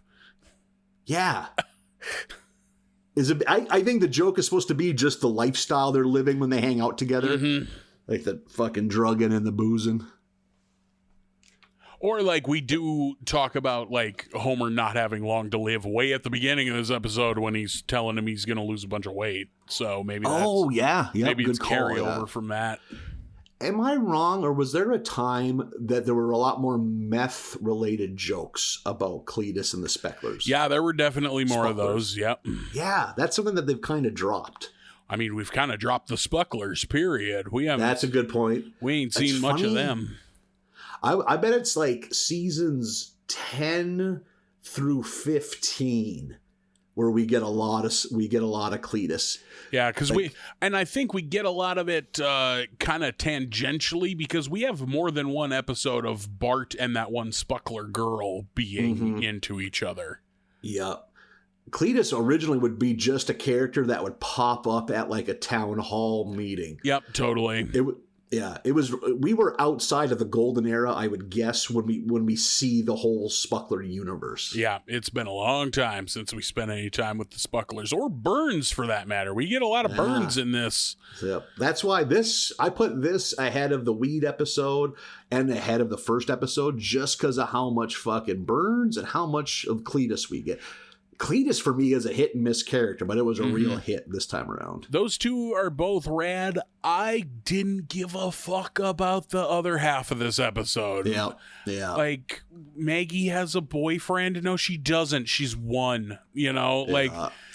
Although I did like, because it never really occurred to me till I was watching this, how many parents out there are friends, quote unquote, with another parent just because their kids are friends, even though they can't stand each other. Isn't that a funny thing to think of? Like, think of like how many of your friends' parents did your parents have to like hang out with who they didn't like? Yeah, that's wild to think of, but that's a part of having kids. Is like, that has to suck if your kids become like best friends with a real shitty family. Like, yeah, and like, I guess we gotta go hang out with them for Labor Day. Forced small talk. It's like, good. Get to ride with them on a 6-hour round trip car ride. Yeah, to a fucking baseball game or what? Insert kid shit here. Yeah, God, that's gotta be terrible. Yeah. Well, one of my mom's better friends was because I was friends with that lady's son. Mm-hmm. They're still pals to this day. Funny how that works, you know? Like, yeah. That's wild. Yeah. Yeah, I suppose in some cases it works out that way. Like, we might not have met if our kids weren't pals, but yeah, like I can immediately think of like some of my friends when I was a kid and like, man, their parents were fucking dirtbags. I bet my folks hated hanging out with those people. Everything stinks. There's a great joke in this that really I gotta laugh at.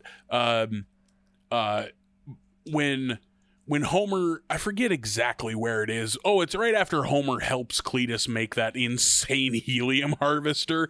He goes, goes to get in his car, and you hear Burns' voice like, "Oh, good job, Simpson," but you don't see Mr. Burns, and then he just like phases in. He was hiding behind the antenna on Homer's car. Yeah, so good. I forgot about that. God, that's some good feeble. That's some good old Burns joke. Yeah, he's so he can be virtually two-dimensional. Yeah. He's so scrawny that he can hide behind the car antenna. Yeah. God, I laughed at that. One more episode. We are on to number 19, Warren Priests. This is a good episode title. Yeah. Very into it. I am so hit or miss on religious-themed Simpsons episodes. Yeah. I usually don't care for them. Let's see what I thought of this one. We get a light turnout at church. Reverend Lovejoy just not putting butts in seats like he used to. Which I think we've done before. I think we've done this exact thing before. Yeah. I think there's one where the parsonage makes an appearance because of it. Yeah, and there's a younger, hipper priest. I think we've done exactly this episode before. But were there any... Yeah, like, do you remember that as a kid? Like, was your showing up to church and for some weird just circumstance there weren't many people there? I don't think so. The Catholics, I was a kid. The Catholics go, you know. They turn out, yeah. I just remember, like, every once in a while, like, seeing that. Maybe the weather was shitty and some of the out-of-town people didn't make it. Like, I disliked church so much. I would just say, oh, my God, maybe this will mean we get through fucking offering and communion quicker. We can get out that goddamn door 5 minutes sooner. Oh, I hated church. I just couldn't I mean, not like any kids enjoy it, you know? Like, right, yeah. Show me a kid that is super into church. Right. Yeah. I think if you were real rural, you didn't mind it because it was a reason to come to town. You know? Like, yeah, but it's not like we ever did anything once we were in town. We went to church and then we went home. Yeah. Just hope against hope. Maybe you get to stop at Senex. Look at the 8 rental movies and daydream. Oh, Fancy Boy had a Senex. Yeah. Oh, I wonder what Blown Away is like. Just stare at the cover art for Multiplicity. Like, maybe someday I'll know what this is. Staring at the cork board full of auction sales. Oh, there's a coin collection on this one. Yeah, like an antique harrow. I mean, who doesn't need a good harrow? You're 7, super into a harrow. Yeah. So church, a huge bummer. Lovejoy, not vibing. No one's enjoying themselves. And then we get out on the streets. A cool preacher is in town. He's got a guitar case with stickers on it. He's throwing quarters into people's parking meters. I was immediately pretty hyped because I love the voice of Pete Holmes. I love Pete Holmes. I didn't put that together, but I should have noticed that is clearly him. Yeah. I like that he makes a joke in one of his specials. I look like a youth pastor. Yeah. Here he is playing a youth pastor. He is Bodie Wright is the name of this character. And he comes in, he's the fucking cool new preacher in town and here to help out. Turns out Mrs. Lovejoy put out an online advertisement looking for a young priest, I guess. On Christlist. On Christlist, yes. Bodie's in town. He's here from Michigan. Mrs. Lovejoy immediately loves him, thinks he's great. Yeah. Reverend Lovejoy, not into this at all. The Simpsons go to fucking Lovejoy for marriage counseling because Homer sold their house without talking to Marge. What an insane reason. What an insane thing to do, Homer. That's barely even addressed in the show. Yeah. Yeah.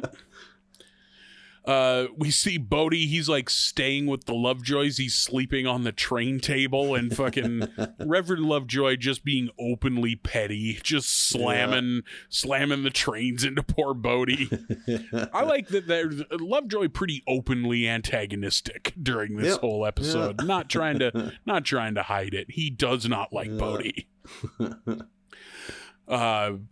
We get their interaction there, and we get them again when they're calling bingo.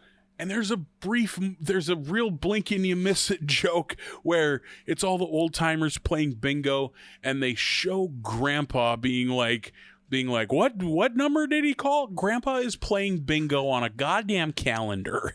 I didn't even notice that. Insane. Holy shit.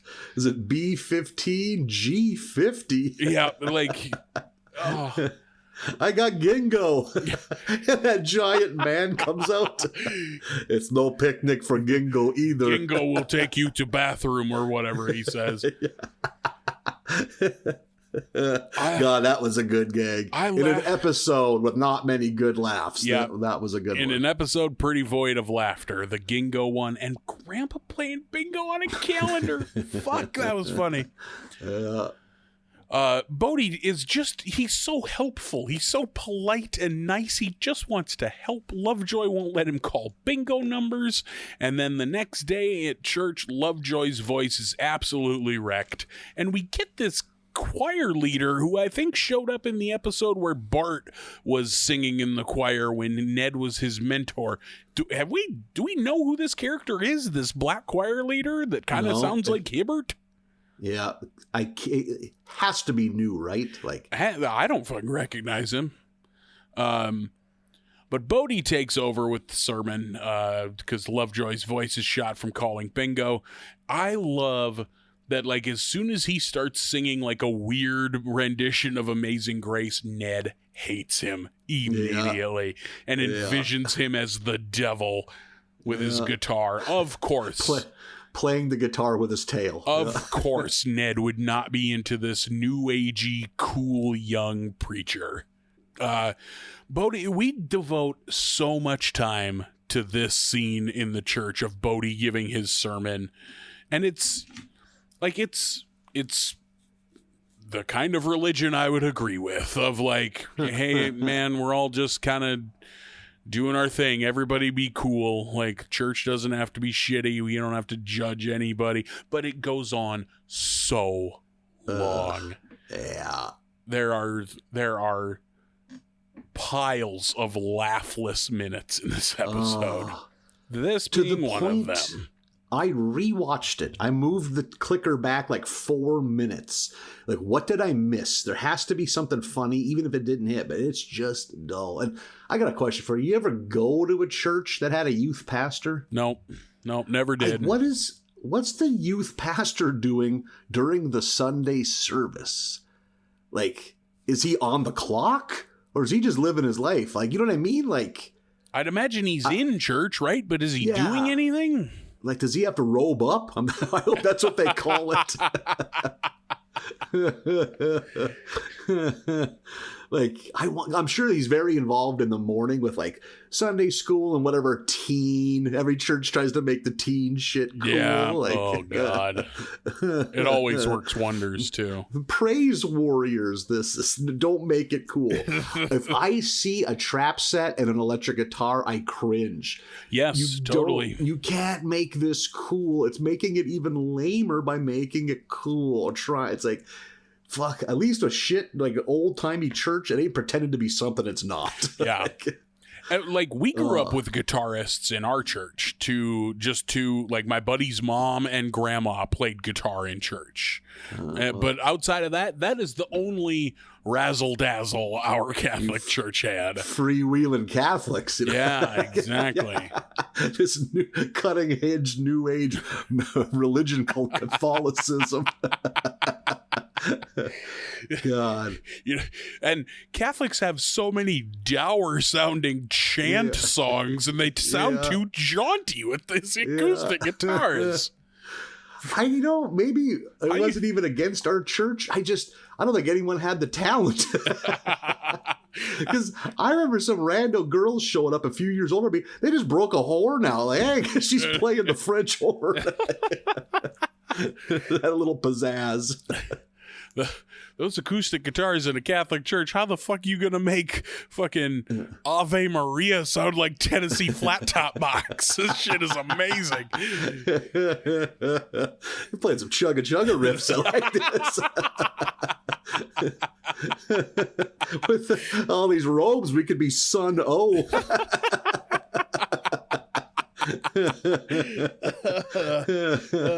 Singing Ode to Joy set to the tune of One Piece at a Time by Johnny Cash. One thing as a kid, when I would getting ready for church in the morning, you never wanted watching to see if Mom would have a crock pot with, because that meant there was a potluck. It's like, okay, if we get good eats at the end of this, I guess I could sit through this nonsense. I guess, yeah. Get some cheese whiz on a bun. That's all I'm there for. I'm a simple boy with simple pleasures. Fuck, I forgot that was a thing for you. Cheese whiz on a bun. Get some olives on there. Give the olives to your mom. Oh God, our potlucks aimed a little higher than cheese whiz on a bun. I mean, there were other things. There were entrees, but that was just a starter. Oh, it's a good starter. Fuck. What do you think cheese whiz would taste like on a burger? Would it be good? I bet it's good. I bet it's good. Yeah. Listen, it's poison cheese, but it's so delicious. I'm not trying to front. I'm not trying to put on airs. I'll eat cheese whiz out of the jar. I don't give a fuck. No silverware. Yeah, I'm just like a raccooning it out of there. Hook it up to my Fanta machine in the back. You're gonna have to dilute this. It ain't gonna go down. Not with that attitude. Keep dumping. Go. You just hear a bubble every so often. Yeah. Sounds like when the real deep ice cracks go in the winter when you're ice fishing.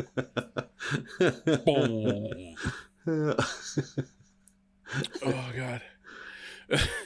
So Bodie delivers this way too long, laughless fucking sermon. I also noted that, you get it here and then again when they're eating at that baseball restaurant, and then again when he's talking to Lisa.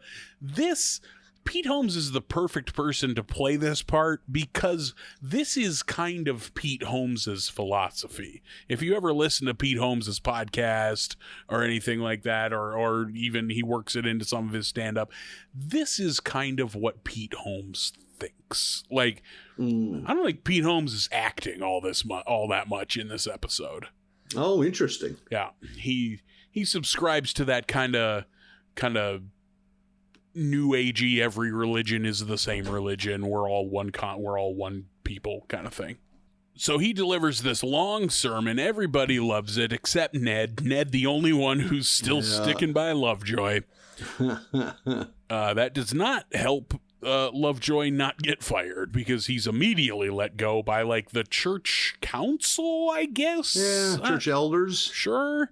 It's the choir guy and Mrs. Skinner and Dedrick Tatum. And I never thought of that. With Catholics, you don't have, you're not in charge of shit. You know, the one who fucking, the one you could fire a pastor. No, the one who fires the priest is the bishop. One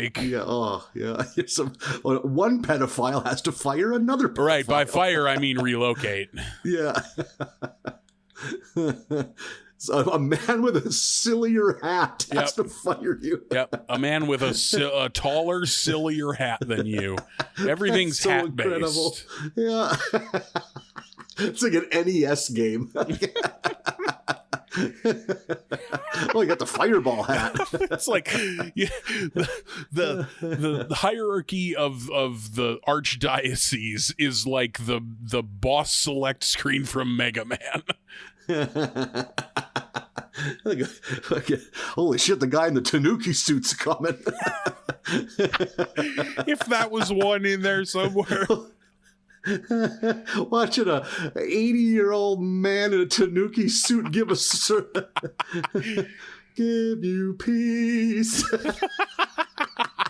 Giant, fuzzy, huge, thick haunches. With the pointy ears and the huge tail. Yeah, which isn't limp. It's filled with something, so it sways. Yep. You know? He stands still for too long, turns to stone. Two altar boys have to come and put this stone thing around him. Oh, sorry, boys. I didn't mean to stand still that long. Back to your spots, please. Oh, God.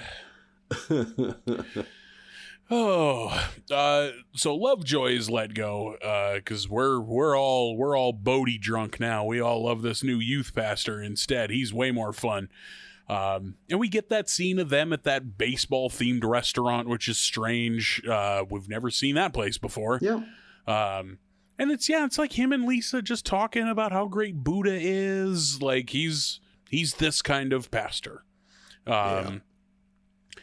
Lovejoy not taking any of this lying down. Him and Mrs. Lovejoy. Ned. I forget her name. Is it her or Ned? Does Ned go to Michigan? Oh God! No, his wife does. It is. Yep, you're right. Yeah, because she's got to be Team Lovejoy once her husband gets fired. Exactly. Yeah. They go to Michigan because they're going to find dirt on Bodie. They can't find anything on the internet about him, so they're going to go to the source, drive to Michigan to find dirt on Bodie. And they show him Lovejoy in a fucking old library. He's going through a microfiche machine, which I have not seen in so long. I wonder if like big college libraries, I bet they still have it. I bet that's in a dark, forgotten corner of every giant library. I could see them not if they have digitized all of their newspapers, but like if you ain't gotten around to it yet, you still got the microfiche machine. I hope. God, yeah. I only used them once or twice. I think it was part of an assignment. Oh, we had to, yeah. Like a freshman, which is a smart class. Like, hey, you guys are going to have to be familiar with this shit, so you're going to have to do it all. Yeah, you got like... Yeah, I think I also had a freshman college course that was like your sources have to be from newspapers in order to make you use the microfiche machines. Yeah, like original, like a newspaper from 1910, you know. Yeah, and like, you know, you as well because you're older than I am, but like I was in college before Wikipedia, so that wasn't a worry. Like the microfiche machine was probably the best place to find that info. Or back when Wikipedia was the Wild West. Remember Wikipedia? You could just edit shit. Mm-hmm. And it wasn't peer-reviewed at all. Yeah. Now you can still do that, except it like goes through some channels now, I think. When someone gets something through the wickets, it warms my heart so much. I love it. So he's off to find some dirt on Bodie. Lisa loves Bodie. They hang out. They do like we haven't had one of these in a while, like a Lisa fucking drug trip sequence of like she's just meditating so hard, I guess, that she goes transcendent. And then that's the end of the episode. Like, you know, Bodie and Lisa are hanging out and it ends on a cliffhanger and we get a few scenes of next week on The Simpsons. Yeah. And that's it. The Lovejoys have some kind of dirt. What's that dirt going to be? What's the fallout? Like, they're going to find something or maybe not and then have to do something underhanded to get Bodie out of there because I don't want to make assumptions, but I'm sure at the end of next week's episode, Bodie's gone and Lovejoy is back, so I cannot imagine a more I don't give a shit what part 2's like than this episode. Like I thought this was a pretty like I even as somebody who just loves to hear Pete Holmes talk, I was like, we should work a joke in here somewhere, man. This is a bummer. Unbelievable. It's just so, and the story's not that interesting. It's a fucking we've had similar stories where a cooler, younger person comes to replace somebody. Yep. Like, yeah. I'm amazed this is a 2-part episode. Like, what a weird thing to dedicate 2 episodes to. At least the Maggie clip, she kills Mr. Burns. That's a big one. Mm-hmm. And that music one, at least, you know, it had a ton of rappers and shit. So, I mean, they got a lot of people involved with it. It was a very, you know, like, because this is the 3rd, right? Multi-part, I think. I think so. I think it's that rapper one and the Burns one. Yeah. So, hoofda. Yeah, I hope they fucking wow us and we're like, holy shit, this ended up being a lot of fun. But I do not see that happening. Yeah, they got a lot of work cut out for them in part 2 of War and Priests. Yeah, woof. Oof. You know what though? We'll be here for it. Yeah, we will be. Yeah, we're dutiful, if nothing else. I kind of like that it landed this way, that we also have to end on a cliffhanger. Yeah, interesting. Yeah. That's fun. We'll do it again next week. We have episodes 20 through 22 of season 31 and episodes 1 and 2 of season 32. It is nightmarish how quickly we're catching up. And how many are in the books right now? 33 seasons? 34 is on television. Yeah, so 33 are in the books. Yeah. You can watch them on Disney+. Exactly, yes. And we will start season 32 next week. Yeah. Oh, So boy. by the time when spring hits and young man's thoughts turn to that of love, this podcast will be wrapping up. I'm the less poetic of the two, so I'm going to say once we get into the fuck months, yeah. Or you can start screwing outside again. Yeah, fucking A, we the can. book. I mean, you can do it now. It ain't any fun, but you can do it now. Yes, so 20 to 22 of season 31 and 1 and 2 from season 32 next week. You got any big plans this week? You doing anything? What's going on in life, buddy? Tell me about your life. If we want to start. make the last episode of The Simpsons look more exciting, me giving a breakdown of what the next 5 days are would do that. Well, I'm gonna try and get out of bed before 10. Let's see how that happens. That would be nice. Just go back to bed if there's nothing going on. Brother, I guess. if you got out of bed before 10, I would applaud you because I know you. I've been turning things around a little bit that way. Atta boy.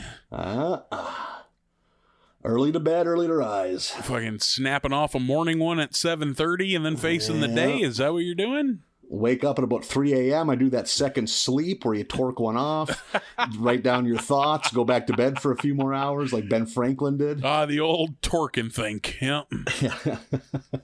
Ben Franklin would blast, and then he'd write down his thoughts on the revolution and go back to bed for a few hours. And if it's good enough for Franklin's syphilis-addled brain. Yeah. Sleeping with scores of unhealthy prostitutes. Mm-hmm. Snapping off some curdled juices and then heading back to sleep. Riddled with digestive diseases. Oh, God. The smells of the American Revolutionary times. Not good. Oh, they had to just be nightmares. I am, while I was in Alabama, I did a guest starred on a buddy's podcast. If you want to listen to episode 136 of Huntsville Home Video, I am on it. It was a very fun episode. We talked about one of my favorite comedy films of all time, which is Brain Donors with John Turturro. What did they? Oh, do we want to give away spoilers? No, I think listen to the episode and see what they thought. Okay, there we go. It's a fun one. Lots of laughs, lots of goofs. We have a good horsing time. around. Yeah, a lot of Nathan. So much horsing around. But in the end, you might learn a little something. You just might. If not about us, about yourself. Well, you can find us on the internet at Barley Basket USA on Facebook, Twitter, and Instagram. BarleyBasketUSA@gmail.com is the email address. Knock out the last 3 of season 31 and the first 2 of season 32 next week. Everybody take care of yourselves. bye, everybody.